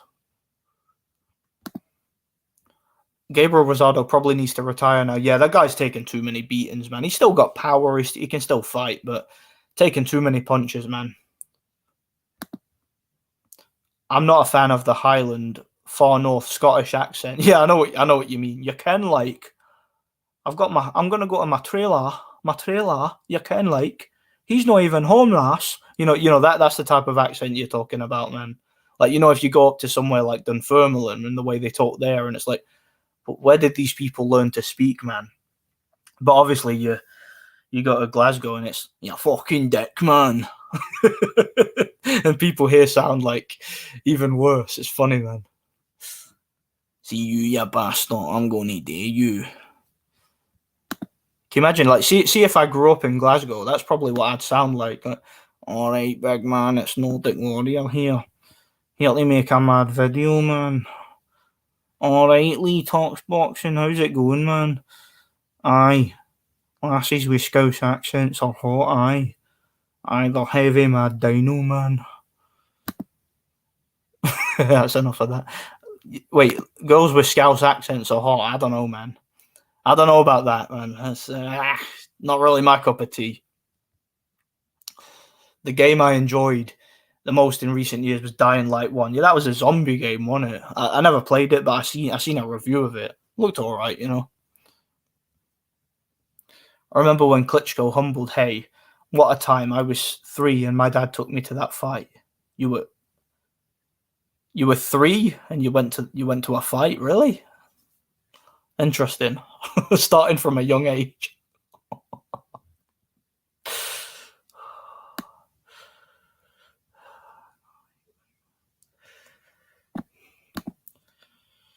You pronounced it the first half correctly. The G is pronounced like gecko. All right, I get it. So G Dai Geki. Oh, I get it. There we go. Then you learn something new every day. I got a cousin in Japan. Like my cousin's lived in Japan for years. I need to phone him and ask him. Yep, it was different on Solstheim. The story, the monster under the lake, the snow, awesome immersion. Yeah, do you know what was cool about that? The monster under the lake was a reference to Beowulf. The old story Beowulf. It was a reference to that. The Udderfreik, I think it was called, and it wipes out the mead hall. That was a really interesting part of the game. An interesting reference that I didn't even know until years later when someone told me. Or when I found out from like a video somewhere. Yeah, great game, man, and that add-on was really great. You got to see like the Nord culture and like the whole thing with the Daedra and the Blood Moon thing that was going on, how that was inspired, and also like the ice giant and his palace and all that. That was really cool. Like, I really enjoyed that part of the game. And again, like I said, it was the first instance that you got to see of like Skyrim culture, and of course Skyrim will be a couple of games later in coming years. I remember a Scouse girl knocking a guy out, a guy wired off his head with a pool cue in a pub in Liverpool. She claimed he assaulted her. All right. Let's go, champ. Let's go, champ. Yeah, some Scousers are nuts. Yeah, they sure are, man. They sure are. One of my best mates in school was a Scouser, actually. He came from like Elmsmere Port originally, I think, which is near Liverpool. Obviously, I like women with thick curves and with whatnot. But when I was in elementary school, I remember watching Mulan. I always wanted a girl that looked like Mulan. It's hard to find that, though. Yeah, it certainly is, man. That's a badass film, by the way. I like that film, Mulan. Not the stupid remake live action. I mean, like the original cartoon movie, Reckon Marku sells more tickets than Ben. Yeah, Marku's got quite a big fan base, so obviously the Albanians really get behind him, Do you think Bivol can get robbed against Canelo. Yeah, I mean, I think everybody would agree he certainly can. You can't get a decision over Canelo, you know. But there's more to it than that, you know. There's more to it than being robbed. I think he might lay down, you know. Bivol won't get robbed. Canelo will just put on a mask. Yeah, that'll be the official narrative. That'll be the Sky Sports, their own narrative. It will be the class and the head movement and the skills. The class. History in the making. And the class. Josh Taylor is the archetype of a Scottish accent. Everyone outside of Scotland assumes every Scot sounds like him. Like people assume every Welshman sounds like Liam Williams. Yeah, it's fun. You know what's funny about that is Josh Taylor doesn't even sound like heavy Scottish at all. Like the way that my family members talk, like here in Glasgow, it's like really hard to understand and really colloquial. Like you fucking dick man. See you, yowie bastard. Like that's how people in my family talk. But like Josh Taylor, because he's from Edinburgh and like kind of a little bit more upper class area, you know, he's kind of a lot more polite with the way that he talks, if you know what I mean. You gay looking cunt. Like you know, he doesn't sound as like aggressive and as just jakey like that people around here sound. In Edinburgh they sound a lot nicer than in Glasgow. Like for example, listen to how Scott Harrison talks, for example, and compare it to how Josh Taylor talks. Like one of them sounds a lot more unsettling than the other, you know.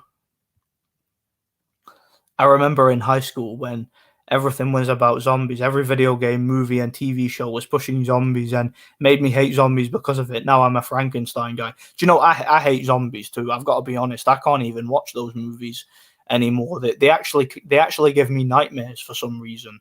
And I can't. I used to be able to watch them when I was a kid. Like I liked Resident Evil and Shaun of the Dead and stuff like that. But as an adult, I'm not into zombies. I don't like them at all. You know, it's not that they scare me while I'm watching it. It's that they give me nightmares for some reason when I watch those movies, and even like some games involving them. For some reason, they give me like horrendous, and I mean horrendous nightmares, like disturbing stuff. Like I get really bad nightmares about them, you know. Can't like I'm watching UFC instead of Canelo. Sorry guys. Yeah, that's up to you, man. You probably have more fun watching it than watching that fixed spectacle. Metal Gear on Nintendo was good. Yeah, Metal Gear Solid, man. It was a classic stealth game. You know, it's one of the best stealth games from back in the day. Most people would agree, you know. I was 13 when Klitschko beat Hay. At the time, I was really disappointed. Now I just found it funny with the broken toe thing. Yeah, I was 17 when that fight happened, and I couldn't have been happier. I was so happy. I couldn't stand David Hay at the time, and I was a big fan of Klitschko at the time. So, and I predicted the fight too. I thought Klitschko would win on points, and yeah, I was so happy with it, man. I really was. I had fun with that one. I really did. I rewatch it from time to time, you know. And I broke my toe about 3 weeks ago. Oh, my toe is in absolute agony right now. You know, I couldn't get the power on my back foot, you know, because of my toe. My toe, it's completely broken, man. You know, that was the best post-fight interview ever, man. It's so funny. After saying before the fight at the press conference, you know, don't go in the ambulance with your husband, with your husband. What am I saying? Don't go in the ambulance with your brother, you know, to Vitali, and I'm going to put you in a coma and this, that, and the other. I'm going to take the Klitschko's heads off. And just after hearing that post, and I don't want any excuses after I knock you out, you know. After hearing that post-fight interview, after all that stuff, it was satisfying, man. It was so funny.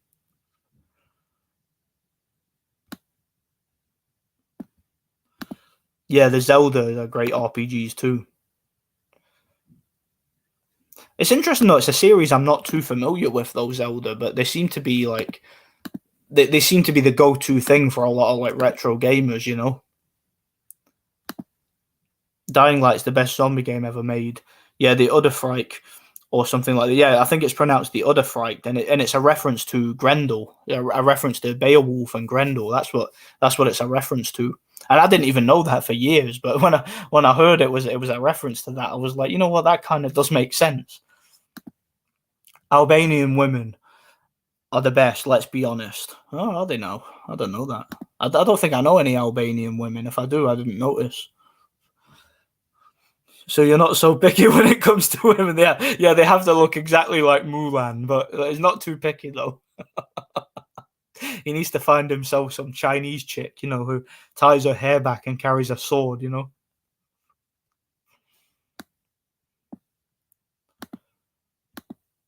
Alan Babbage dodged Kamil Sokolovsky. Sokolovsky would probably knock Alan Babbage out, I'm not even kidding about that. I would make him the favourite. I think he could win it. Can the KO artist David Lemieux make a huge comeback by KOing David Benavidez? I sure hope he does. I miss seeing him fight. I think David Lemieux's shot. He's got a puncher's chance, but I think David Benavidez will knock him out, Prime Lemieux could knock him out, but I think now David Benavidez would knock him out. Of course, it's political, just like Kovalev Ward. Exactly. You think they were going to let a Russian beat Ward 1 or 2 weeks after the election that the mainstream media were blaming on Russia when Donald Trump won? No, of course they weren't going to do that. That was never going to happen, man. Look, that's the thing. Like I was saying earlier in the stream, I don't know if you caught it, but it seems to really go over a lot of people's heads. All these normies who don't seem to understand the concept that boxing, not just boxing, but sports and politics go hand in hand. They do. All right. You cannot be denied that sports and politics, or sports are used in politics, and they wouldn't allow somebody like Canelo, who the machine is run off the back of his success. I don't think in this current political climate, we can honestly say that Canelo's going to lose to a guy who is from Russia, a guy who's a Russian national. He might lose to somebody, but it's not going to be a Russian, is it? At least not now. All right. So personally, I can't see that happening. And if I'm being perfectly honest, I think that it's naive to think that there's no politics involved. I think it's naive to think that the boxing establishment doesn't have some sort of guarantee what the result's going to be. There's going to be some sort of guarantee. There's going to be some sort of contingency plan in place to ensure that the result they want is what they get. But that's just how I see it. I mean, I can't see it being a legitimate fight. Again, I'm not a normie. I see things differently. Yeah, of course they'd never let a Russian beat one of the big names, My own accent annoys me, that being slightly Brummy. Yeah, my own accent kind of annoys me too, because I can't even pinpoint what it is. Because like I said, I came from Glasgow, and I used to have a thick Glaswegian accent when I was a kid. But over the years, it disappeared. Over the years, I lost my accent, and I don't even know what my accent is now, if you know what I mean. I can't even really put a finger on it. Like, some people think I'm from Manchester, some people think I'm from like Liverpool, some people think I'm like from down south. Like, nobody seems to be able to pinpoint where I'm from, and my voice sounds really weird. I actually grew up in the East Midlands. I grew up in Nottingham, believe it or not. You heard this guy Big Mooney 06 talk, heavy Glasgow accent with a smoker's voice. No, I don't think I've heard him, but I'll need to check it out. I might have, but I don't recall hearing him. Canelo with the win, late stoppage. I could see that. I could totally see Bivol diving late. I'm not really picky at all with women. I just find Asian women to be the total package for me. Yeah, they've got to look exactly like Mulan, and they've got to be carrying a sword, and they've got to be in armor, right? I'm just kidding. But yeah, Mulan was quite hot, to be fair, for a cartoon character, So I imagine how I feel when I listen to Matthew Macklin's commentary. Yeah, everybody feels the same listening to that guy, man. Everybody feels the same listening to him. I don't know how that guy got a job as a commentator, man. I really don't. Well, of course I know. He kissed the right amount of ass, but I mean, he certainly doesn't have the voice or the knowledge for it or the brains for it, does he? Yeah, that guy's an awful commentator, man. The movie Layer Cake features a multitude of British accents. The character Shanks says mass murder and ethnic cleansing as mass murder, and ethnic cleansing. Ethnic cleansing. What is that, like New Zealand accent or something, or South African or something? If Josh Taylor spoke like a Ned, then the reaction for the Catterall fight would have been hilarious. Yeah, it would have been. Could you imagine if Josh Taylor spoke like Scott Harrison, for example, and like the back and forth between him and Catterall? Then it would have been more funny, man. It really would have.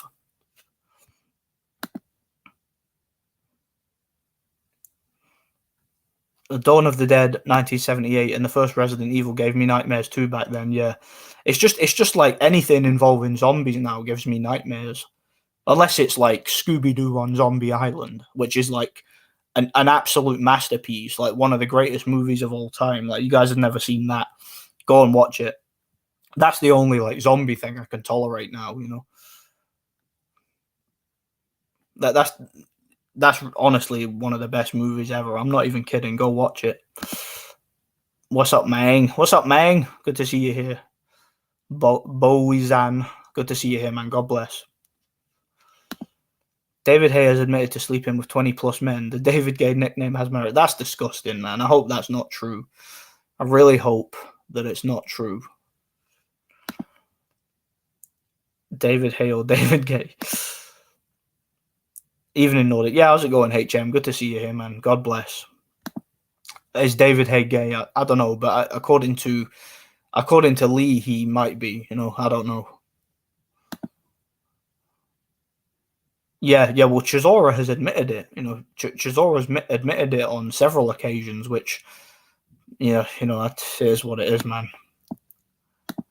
If you say Lara 3 times, Warrington runs to Poland. What's up, Nordic? Hope you're well. Yeah, good to see you here, man. German, Persian. Yeah, God bless every time. I think Lemieux is too far past his best and too small for 168. Yeah, Lemieux at his prime at middleweight was a dangerous fighter, and he's still got power, so he's still somewhat dangerous. But I don't think he's going to beat Benavidez. I think Benavidez is going to knock him out. Campbell Hatton is becoming the next Conor Benn. Slowly becoming the next Conor Benn. Yeah, Campbell Hatton's garbage, man. Campbell Hatton's going nowhere. I can't see him fighting more than a couple years. You know, I think he's going to retire, you know. Remember that stupid contrarian known as Boxing Truth? Yeah, that guy's a clown, mate. He really is. Can you think of other boxing YouTubers that completely went down the shitter like that fool did? No, I'll tell you what that guy did, right? His channel was going nowhere. He was getting no views. Nobody was watching him. His content was shit, to be honest. It was garbage. And what ended up happening was he decided to jump on the Canelo bandwagon. And the reason he did that was because he obviously knew, like we all did, that Canelo's fights were fixed. And what he wanted to do was he wanted to try and capitalize on it by getting the Canelo fanboys to subscribe to his channel.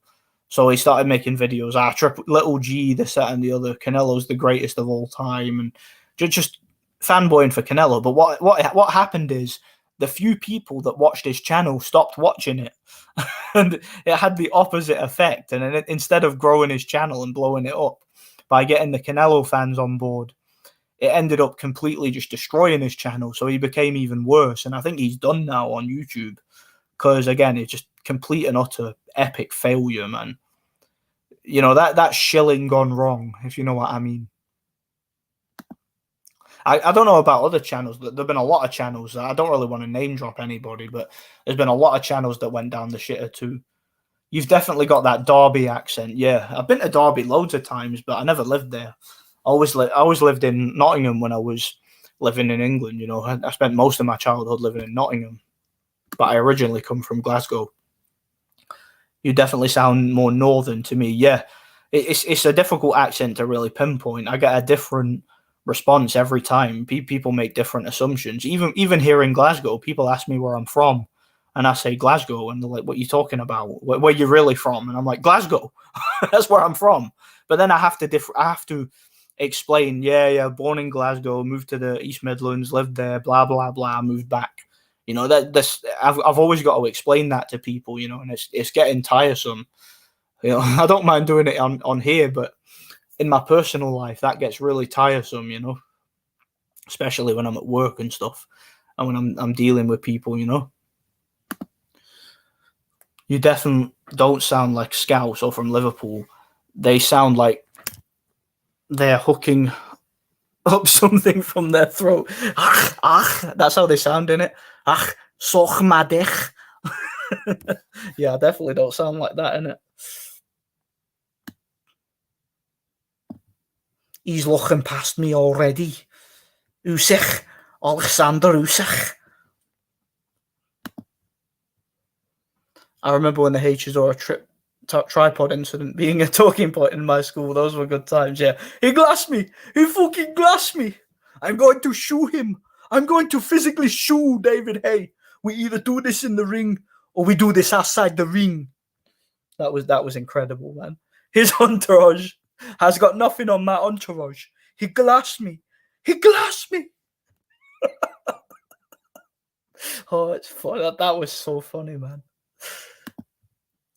Max Schmeling embodies the political nature of boxing perfectly. Hitler praises him in victory and discards him after losing the rematch to Joe Louis. Yeah, he was another political pawn. So was Joe Louis, and that rematch between Joe Louis and Max Schmeling was like a political rally. That's all it was. That was a massive, like, American propaganda move. You know, that's all that was. And you'd be naive to think it doesn't happen nowadays. And Canelo's definitely part of it. So's Bivol. Canelo versus Bivol is a political event, like US versus Russia.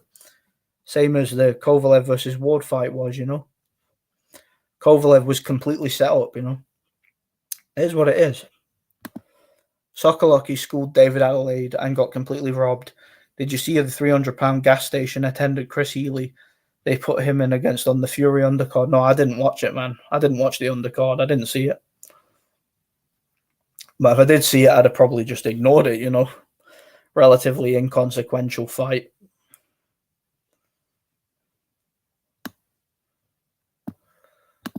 Are you Eastern European? No, I'm Scottish. And as far as I know, my family lineage going back at least 100 years hails from Dundee, as far as I know. But my immediate family's all from Glasgow, you know. So no, I'm Scottish. Like I said, as far back as I know, I'm Scottish. Usually they are. Jamie Carragher, for example.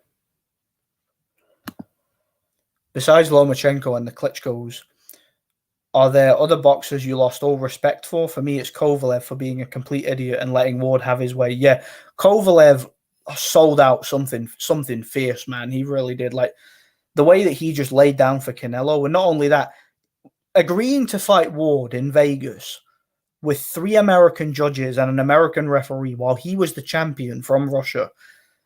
I don't know if Kovalev is stupid or whether or not he was under like MK Ultra or something. I've no idea why he agreed to do it. I said so at the time. It was a stupid move, and I lost respect for him. Yeah. And like you mentioned Lomachenko already, yeah, I lost a lot of respect for him, man. I really have. And I could care less whether or not he retires, you know. Lost a lot of respect for Tyson Fury. Used to be somewhat a fan of his. Lost a lot of respect for him with the way he behaved. And yeah, that pretty much sums it up. There's been other fighters over the years that I liked and kind of just stopped liking for a while, you know. Too many to go over, really.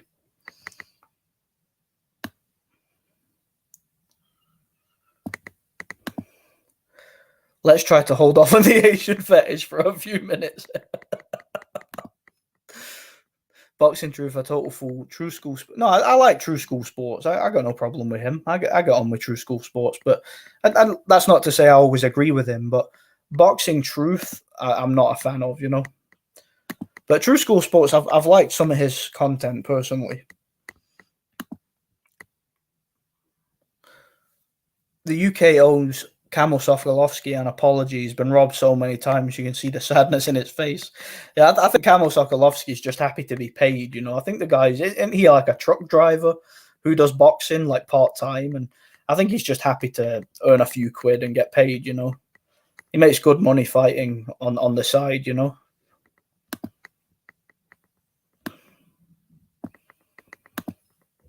I feel like Boxing Truth is just one of these idiots that likes to argue against the majority of opinions for the sake of being different. Hence why I call him a contrarian. I hate contrarians. There's definitely a lot of people like that in the YTBC.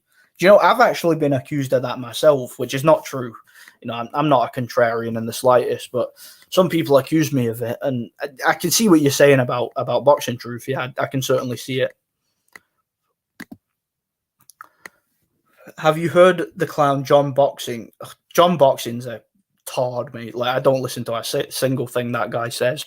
Calling Tyson Fury the Great White Job, the Great White Hope, a White Hope in the second time of two white heavyweight champions makes sense. Yeah, I mean, was Vladimir Klitschko the Great White Hope? Was Vitaly Klitschko the Great White Hope? Was Alexander Povetkin the Great White Hope? Was Oleg Maskayev the Great White Hope? I mean, is Tyson Fury the Great White Hope?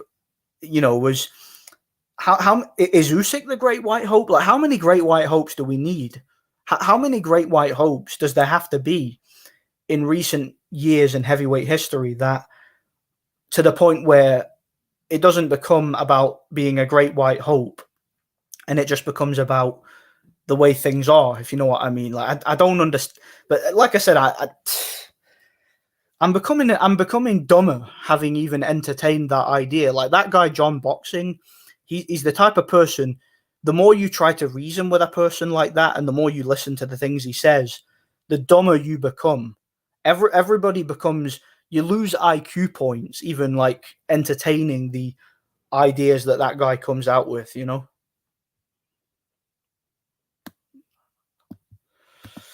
As a Scot, what's your opinion on the film Braveheart? I've got mixed feelings on Braveheart. On the one hand, what I will say, I might even review it one day, but what I will say initially, from a technical point of view, it's a very well-made movie. You know, it's got great action scenes, you know, some of the best action I've ever seen. You know, it's got great set pieces. It's done with practical effects. It's a very, very well-made movie from a technical point of view. It's very entertaining. Like, it's a great medieval war film. But my problems I have with the movie, and I have quite a few, my problems are that it's incredibly inaccurate. Like, in regards to historical inaccuracies, Braveheart takes it too far, if you know what I mean. Now, obviously, when you're making a historical movie and a movie based on that particular time period, there's a lot of things that are up to interpretation, because obviously none of us were around in those days to see what really happened, and you have to go by really what's documented. So I understand there being a bit of embellishment. Like, I understand when you're making a movie like that, like a historical medieval movie, I understand you have to embellish certain things to make it more cinematic and make it entertaining. But I think with Braveheart, they took it way too far. Like, because that movie is so inaccurate historically that it's insane. Like the changes they made and the things that they made up and stuff. And I'll talk about it in a review one day. I'll do a retrospective review for that movie, and I'll let you guys know what I think of it. But my main issue, like I said, it's a great movie. It's entertaining and it's very well made. But there were so many subplots and so many things that were added to it that were completely inaccurate. Like, even just off the top of my head, like Robert the Bruce betraying William Wallace and siding with Edward Longshanks. Yeah, that never happened. You know, William Wallace knocking up the wife of Edward II. You know, again, she was like 2 years old at that point in time. She never would have even met William Wallace in those days, right? that never would have happened. You know, William Wallace was also never married, as far as I know. Yet they had like a love flipping subplot in the movie with his wife being murdered, and that being the main motivation for him to go to war. And there's so many things like that in that movie which were so inaccurate. And, you know, characters wearing kilts that weren't invented yet. And I'm going off on a tangent here, but it's a very historically inaccurate movie, but it's a very entertaining movie, and I enjoy it nonetheless. It's like when Khan agreed to fight Peterson in DC. Yeah, I don't know what that was all about. But yeah, he ended up losing that fight. I remember that fight. I watched it live. That was like a week before the Froch versus Ward fight, if I remember rightly. And there was all the point deductions and that. The YB's a clown. Watch Triple B instead. I watch Triple B sometimes, but I've never. I don't think I. No, I might have watched the YB before, but I haven't watched him a lot. Are there any German, Russian, Mennonites in your area? I got some Scottish in me, so just wondering. I don't know actually. To be honest, I haven't really looked into it. As far as I know, there probably are. So you say you've got some Scottish in you. Is it like you're on your mother or your father's side? Like as far as I know, on both my mother and my biological father's side, as far as I know, like going back 100 years in my lineage, I'm fully Scottish. As far as I know, like I said, True School Sports is a contrarian these days. He keeps praising Andrade like the real Canelo Alvarez and wanted Nakatani to beat the hell out of Loma for not giving Tio full credit. Well, I don't know. That's his opinion, man. Again, I've never had a problem with True School Sports. I've always got along with him, and like I said, I don't always agree with him, but I've never had an issue. Personally, that's how I see it. Are there any German? Oh, sorry, I already read that. My bad. I'm falling way behind here. Ultratech gets hate for saying what people are afraid to say. Who's Ultratech? I probably know, but the name rings a bell, but it's gone right over my head. He probably thinks the last one was Tommy Morrison. Yeah, it's as if the likes of John Boxing. Again, I shouldn't even be addressing John Boxing because I lose so many IQ points whenever I think of that guy, whenever I think about anything he says. But yeah, they probably think that the last great white hope was Tommy Morrison, completely forgetting the fact that the Klitschko's dominated for a decade, and we had the likes of Povetkin and Oleg Muskayev and Fury and Usyk and all these guys. It's why am I even entertaining this? Why am I going into it? It is what it is, man. I heard people calling Triple G a great white hope. Hype job. Every white man roots for the Korean Kazakh. Yeah, I mean, Triple G to me, when I look at him, he looks like a mixed race dude, and when I look at Canelo, he looks like one of my neighbors. But for some reason, I rooted for Triple G over Canelo. Gee, I wonder why. Yeah, Canelo's the great white hope, man. That's somebody actually asked me who the great white hope was once, trying to be funny. One of these Canelo fans, and I'm like, oh. I'm just thinking to myself, yeah, the great white hope is Canelo. Of course he is. During the Klitschko dominance, most American boxing fans acted like the heavyweight division didn't exist. They had no contenders, so they pretended it wasn't relevant. Yeah, exactly. Same thing they did at cruiserweight, But we need a great white hope though, don't we? Even though we had all the best heavyweights are white and have been for the past 20 years, but we need a great white hope though somehow, as if any of that stuff matters. Seth Mitchell was the great American hope. They tried to keep him away from the Klitschkos until they retired. Then he got KO'd by Klitschko's water boy. Yeah. Yeah, Klitschko's coach literally knocked Seth Mitchell out. You couldn't even make that up, man. And there was people saying that Seth Mitchell was going to beat him, man. Yeah, that was funny. Seth Mitchell was the original Wilder, He was even considered better than Wilder at one point, He was the better prospect at that point in time than Wilder was. Even ignored it. Hope you're good. What are your thoughts on Hurricane Carter case and subsequent productions on it? That film makes Braveheart look honest. Yeah, that's the thing. When you get like historical stuff like that, like they always embellish stuff, don't they? That's what I was saying before. I don't know about the Hurricane Carter one. I haven't really looked into it. Future Welsh, Scottish, and Irish world champions. I don't know about Irish. I think I would say in Scotland, maybe Lee McGregor might be a champion one day. I don't know.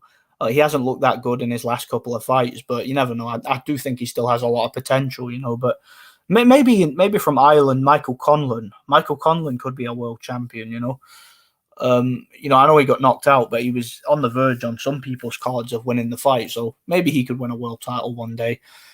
Welsh, I don't know. Are there any good Welsh prospects? Let me know in the comments. I don't know, man. Have you watched any of the old mob movies like Goodfellas, Casino, The Godfather? One of my favorite genres, along with the old Clint Eastwood, John Wayne westerns. I've seen Goodfellas, great movie, really liked it. I've seen The Godfather, the first one. I saw that in cinema because they re-released it recently, and yeah, I really enjoyed it. Really good movie. I've never seen Casino though, and yeah, I like Clint Eastwood, John Wayne movies too. Those are great movies, man. Those old westerns, the old spaghetti westerns, and I think old westerns are like real escapism type movies. They're really, really fun, upbeat movies. Liam Williams maybe resaid, yeah, Liam Williams. I could see him potentially winning a title. It wouldn't be beyond the realms of possibility. And Reese Edwards for a future world champion from Wales. Yeah, he might go somewhere. You never know. We'll keep our eye on both of them. Maybe Lee McGregor, Scott versus Paul Butler. I was planning to go to a Scottish card at Braehead Arena to watch some Scottish talent, but they moved it to the Hydro on a Friday night. Yeah, is that the one where they're having it's a woman fight, isn't it? That's going to be the main event. I think. What was her name again? Like that chick was going to be fighting as the main event in the Hydro. Yeah, the Braehead Arena. That's literally right across the water from me, and the Hydro Arena. You can actually see it from my balcony. So, yeah, both of those arenas would be fine with me. If I was to go to a fight there. I've been to fights at the Hydro before. I went to see Josh Taylor versus what's his name? Josh Taylor versus Winston Campos. I went to that fight back in 2018, and that was a good card, man. It really was. Here's one. If a peak Mike Tyson hit Chris Rock wearing Frotch's magic gloves, does he stay or does he go? Well, no. Chris Rock has a chin like a prime Marius Wack. That's why they call him Chris Rock, because he's like a rock, man. So no, Mike Tyson would probably break his hand if he tried to punch Chris Rock, man. That's why Will Smith had to slap him, because it's too tough, man. He really is. I'm just kidding, man. As weird as this sounds, I think that the Klitschko's could have been even more dominant, if that makes sense. I've never really understood why Vitaly had such a long hiatus in the 2000s, politics aside. Well, Vitaly, it was more to do with his shoulder. He had a really bad shoulder injury, and he had it early in his career, and ever since the Chris Bird fight, it was a problem. Like, he had to change his fighting style because of it, and he had to take long layoffs between fights sometimes, I thought Taylor won the fight, but I don't care about women's boxing. Yeah, I don't watch women's boxing at all. The reason I brought up women's boxing there is because I heard there was a card in the Hydro in Glasgow that was going to be headlined by some woman fight, and yeah, I'm not interested in it. Scottish boxing is very good at the moment, though wouldn't be surprised if another chant comes out of nowhere. Yeah, I think Scottish boxing is doing okay. I wouldn't say it's great, but, there are some good prospects. I think, obviously, Josh Taylor's the one that stands out, and Lee McGregor is just below him, was European champion, and, he's a guy who I think can be world champion. Other than those two, I don't really think there's going to be a world champion from Scotland outside of those two, personally, anytime soon. But you never know. There might be someone, Maybe Nick Campbell will turn out to be the greatest Scottish heavyweight since Gary Cornish, man. You never know, man. We'll see. That'll be interesting, won't it? If Klitschko was American, he'd be considered the greatest of all time. Of course he would. Like, if the Klitschko brothers were black, right, and were from America and were called the Johnson brothers, do you think they would have gotten the same kind of press? No, they would have been hailed as the greatest of all time, just like Ali and Tyson and guys like that. They would have been in that. They would have been even above those guys in terms of popularity and praise from the Western boxing media and fans. Judge, I sentence you to watch every Joe's Laws fight. What do you do, man? Oh, that's hard. I'd rather watch The Post, man. I'd rather watch that. Rather watch grass grow. I'd rather watch paint dry. Canelo is protected by the cartel of Jalisco. Is he? I wouldn't know, man. He's definitely protected by somebody, I tell you that. The Klitschko's, to me, should have really been the top champions post-2003 onwards. Vladimir lost fights he really shouldn't have lost as well, like Brewster. Yeah, I've said before, I think he was drugged against Brewster, personally, and that kind of got swept under the rug. And, you know, against Corey Sanders, that was obviously his most one-sided defeat, and I think he probably would have won a rematch. When he lost to Ross Purity, that was a premature stoppage, in my opinion, but it was a fight he was winning, and he just kind of tired, and he got stopped on his feet. But I think in a rematch, he would have easily won it, and that was why, what was his name? That was why Ross Purity turned down the rematch when he was offered it. Ross Purity actually admitted that he wouldn't beat Vladimir in a rematch. So, yeah, I mean, he definitely lost fights that he could have won, you know. Larry Merchant was calling Wilder a great black hope after getting wrecked by Fury was hilarious. Larry was a savage troll. I like Larry Merchant. Larry Merchant's one of my favorite, if not my all-time favorite commentator, you know. One of my favorite commentators of all time. He really is. Like, Larry Merchant was a guy who said what the boxing fan was thinking, you know, and he would ask genuine questions.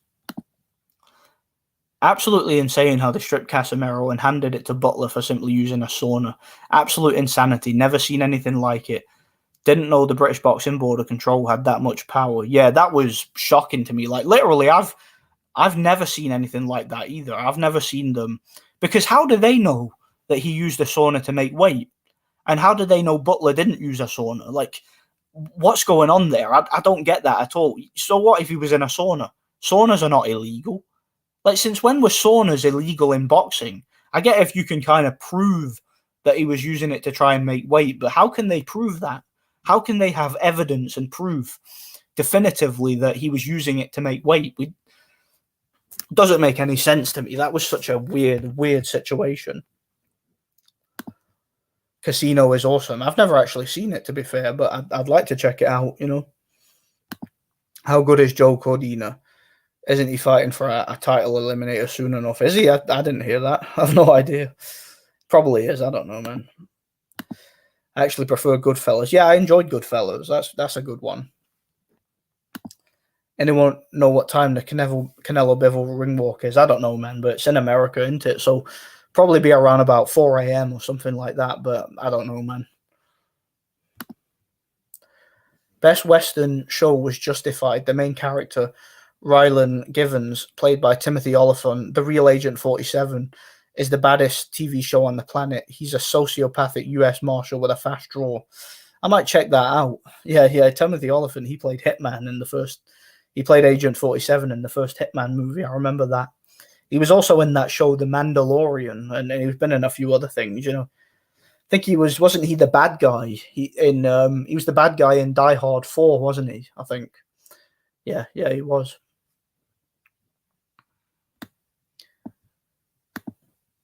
Vitali was in talks to fight Rackman in 2004 before he retired. The injuries held him back. Yeah, that fight was set. It was going to happen on HBO, I think, and yeah, Vitali pulled out with the injury, you know. Rackman ended up getting his arse kicked by Oleg Maskayev. Got knocked out by him twice. But yeah, I think Vitali probably would have stopped Rackman late, you know. That's how I see it. Yeah, same. It would have been a good one. Watching women beat the shit out of each other is as appealing as watching me strip dancing. It's revolting trash, yeah. I have no interest whatsoever in women's boxing, and I don't really know anybody who does have a genuine interest in it, you know.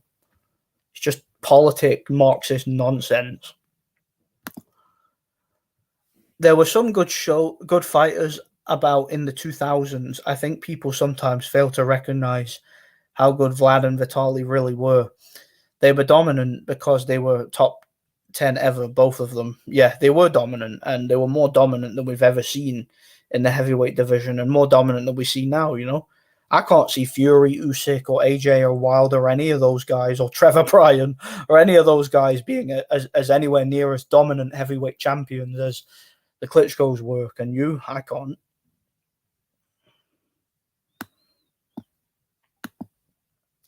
Josh Taylor should retire from boxing.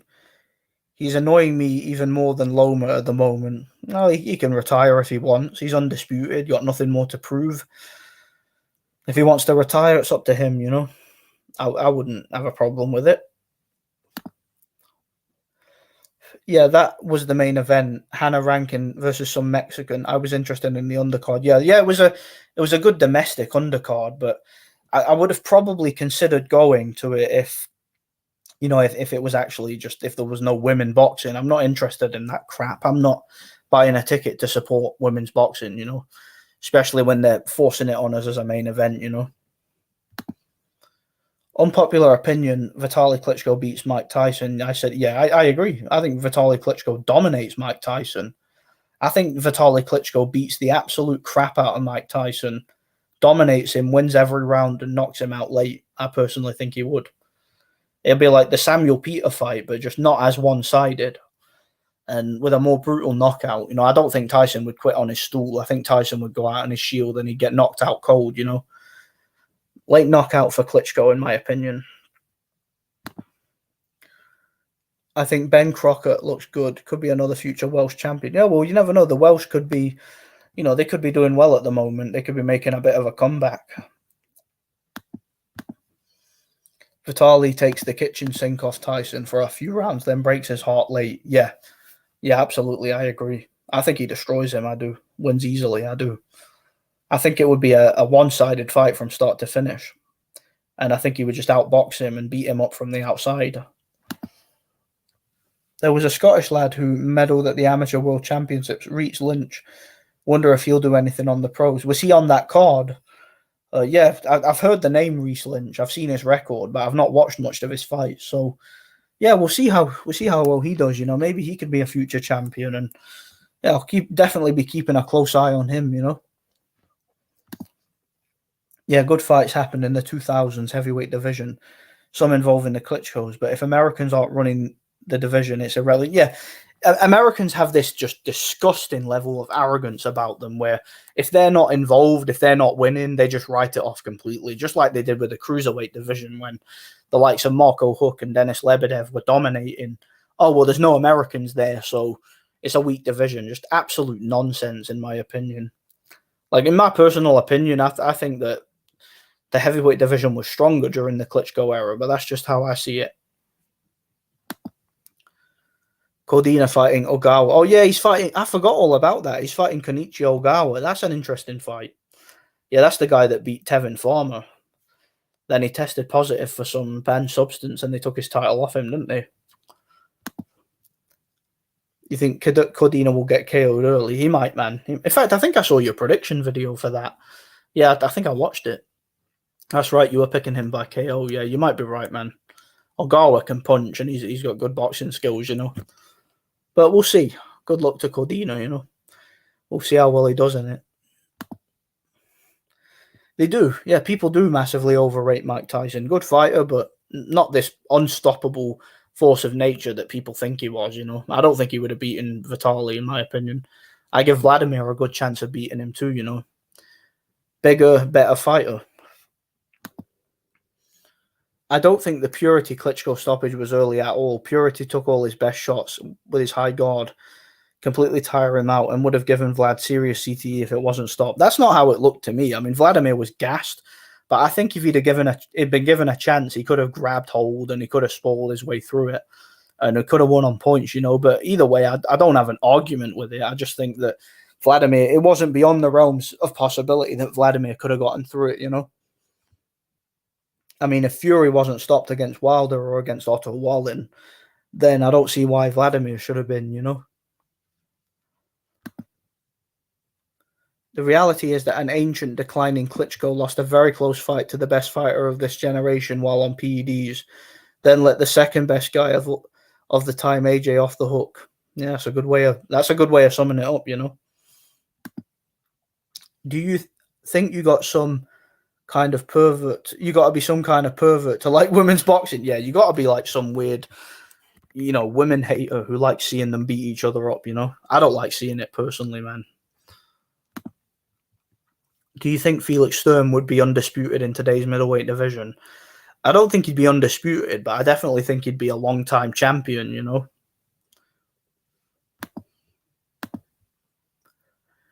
You think boxing's fan base would increase if they outlawed women's boxing? I don't think it'd make a difference. I think people just completely ignore women's boxing and they see it as purely inconsequential. while the industry tries to promote it, you know. There was a good Russian prospect in the 90s killed by the mob, I believe. He wouldn't play their game. I forgot his name. I think I know who you're talking about. I looked that up recently. I was like, I seen that guy's record on BoxRec, the guy you're talking about, and he was a pretty good prospect. He was living in America, wasn't he? And yeah, the Russian mob over there apparently did him in, or they were alleged to have done him in. I forgot the name though, but I think I know who you're talking about. Vlad Purity is a great example of a overexcited young prospect not knowing how to pace himself. Yeah, not only that, but when you think about it too, and look at the record, that was the only time in Vladimir's career that he ever fought in Ukraine. So that was the only time he ever fought at home. And I think fighting in front of his home crowd in his home country for the first and only time, I think the pressure kind of got to him and he wasted a lot of energy trying to perform and tried to get an early knockout, you know. Whereas he should have just paced himself. He would have won that fight easily if he paced himself. And I think Ross Purity even admitted it, and that's why Ross Purity ducked the rematch. He was offered it and he turned it down, you know. Yeah, I think the guy was a light heavyweight. I think I know who you're talking about. The name escapes me. Forgot it at the minute. Vitali would be every 20th century heavyweight. Yeah, probably. I happen to agree. That Katie Taylor fight last week was the exception. A lot of women boxing is really, really poor and only gets popular on the back of tagging onto men's boxing shows. Yeah, Eddie Hearn used to put Katie Taylor on the undercards of like world title fights like Anthony Crawler or AJ or whatever. You know, I remember I went to the Anthony Crawler fight against Linares, the second fight, and Katie Taylor was on the undercard. And I'm like, yeah, I want to go for a P. I'm not interested, but it is what it is, man. That's how they build it, you know. Our heavyweight era is weaker than the Klitschko era 100%. The fact I shot Derek Chisora is a top 10 ranked guy, and the likes of Pulev and Povetkin were recently in title fights says it all, yeah. I've been saying that for a long time, man. You know, the likes of Pulev and Povetkin and Chisora, who were all bottom level, like I mean, in terms of like top 10 guys in the Klitschko era, they weren't even considered elite, were they? Like, they weren't even considered on the same level as the Klitschkos. You know, they got dispatched by the Klitschkos, all three of them, but all three of them are still genuine contenders today. I know Povetkin's retired, but in 2020, he knocked out the ranked number 3 guy in the division. So all three of those guys are still dangerous and genuine contenders if they want to be. So, yeah, I mean, this is not a golden age. You know, the heavyweight division was so much stronger in the Klitschko era, in my personal opinion. Rocky Marciano versus Vitaly Klitschko would have been the pinnacle of heavyweight championship boxing. Yeah, I think Marciano would have been too small though, like way too small for Vitaly. Marciano was dangerous. He was a big puncher. He had great heart, and he was underrated technically. Good on the inside, good at breaking guys down bit by bit. But Vitaly's way too big for him and way too athletic, in my opinion. Welsh boxing is finished. Jenkins got iced by Marku, but yeah, apparently there's a couple of good prospects coming through, you know. The Klitschko was old excuse has been completely overused. He was reigning champ, undefeated for 10 years. Fury beat him. And you're wrong if you think just Fury was on. Well, that's not the argument, is it? Right? He was old, first of all. All right, he was 40. And not only that, when you've been reigning champ for 10 years, you know, that comes with a bit of monotony, doesn't it? Right? Eventually, all those fights and all those training camps eventually catch up on you. And it's clear that by the fact that Vladimir retired only one fight later, it's clear he was coming towards the end. It wasn't prime Vladimir. And I think prime Vladimir would have knocked him out, in my personal opinion. And Fury was on PEDs. Okay, that's a well-known fact. I'm not saying Vladimir wasn't on PEDs. I'm not saying he wasn't either. He very well could have been, but we know, like, sticking to the facts, we know Fury was, you know, and we know that UCAD covered it up. It is what it is, man. Like I said before, Hughie Fury will go on a long decade run as WBO champion.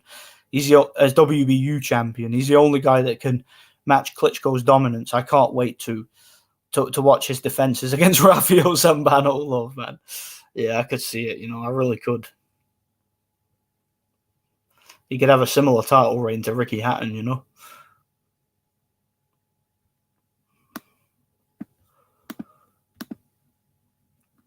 I was watching Vlad Fury in slow motion to confirm my observations.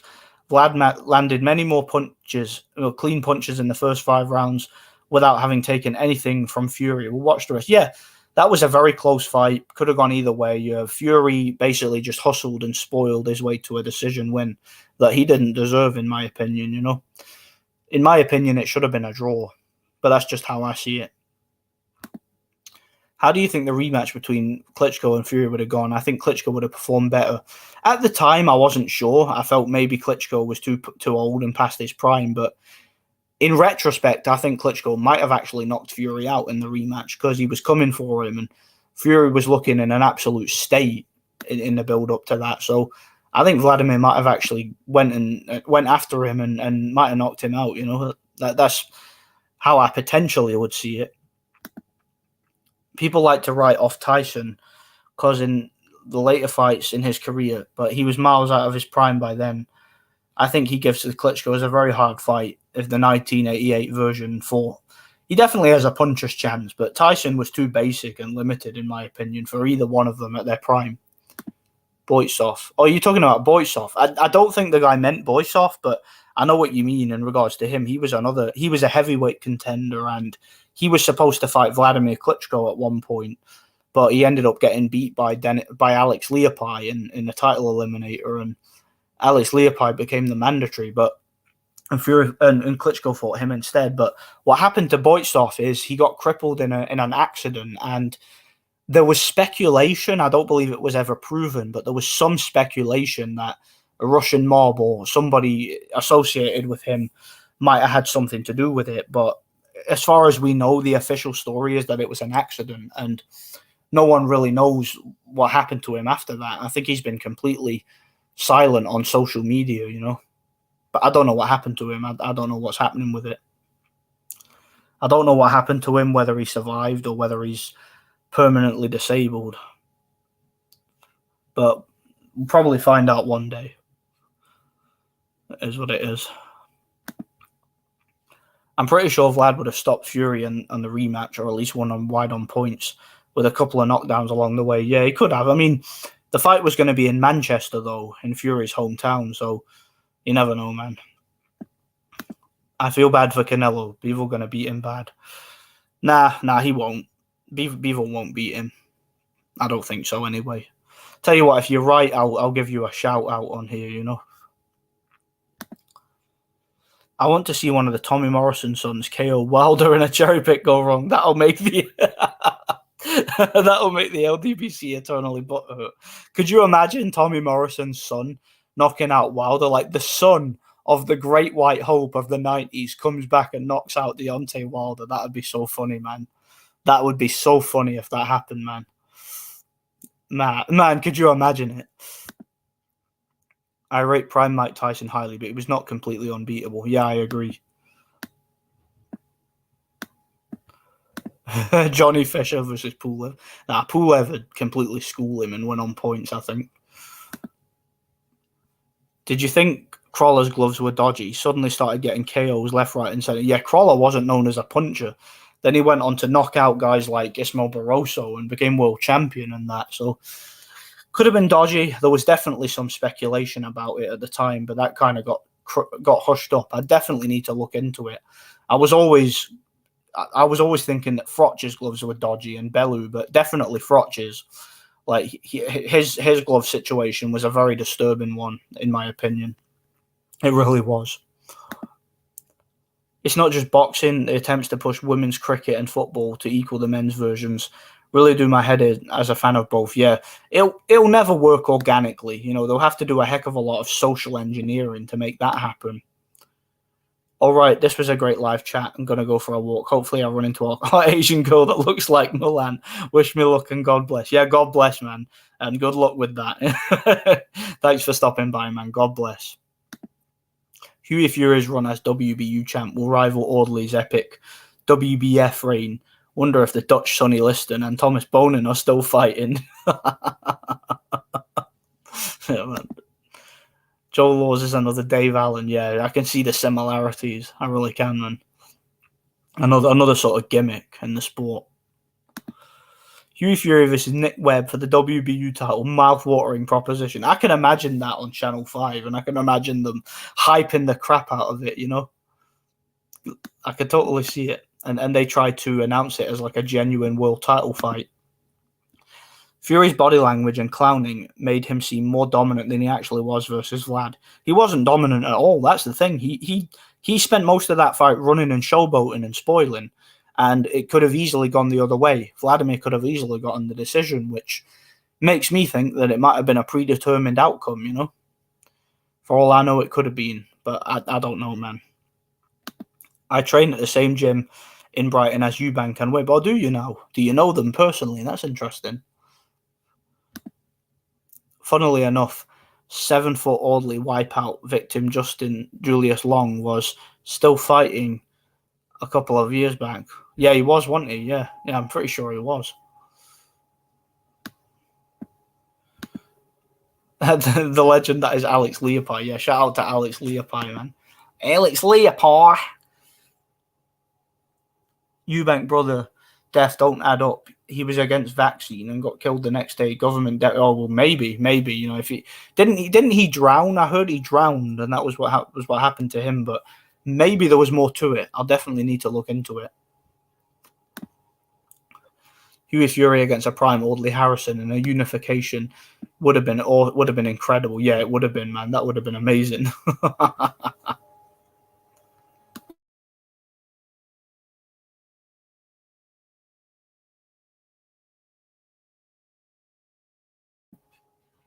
Sorry about that, guys. 1 second.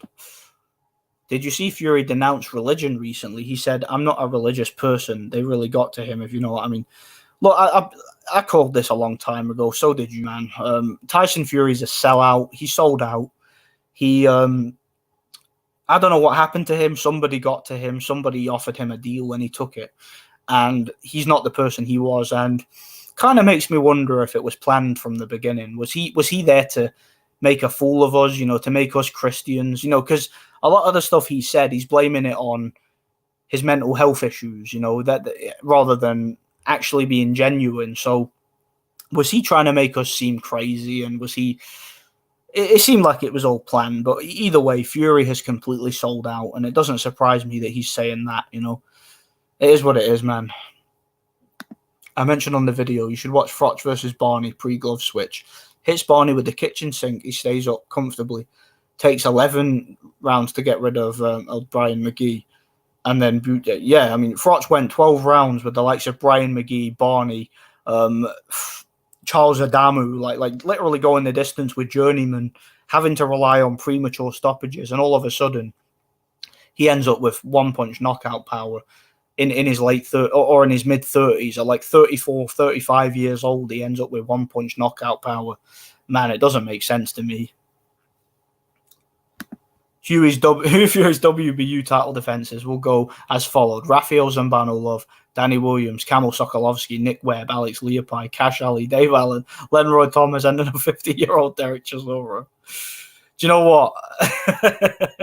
that's the greatest heavyweight title run ever, man. That's better than Joe Louis, both the Klitschko's. You know, Hughie Fury, TBE, man. If he does that, that's incredible, man. Anyway, I've had fun, guys. I've got to go take a shower and yeah, chill out for a bit because it's getting late. So I'll talk to you guys later. Thanks for stopping by, and yeah, God bless.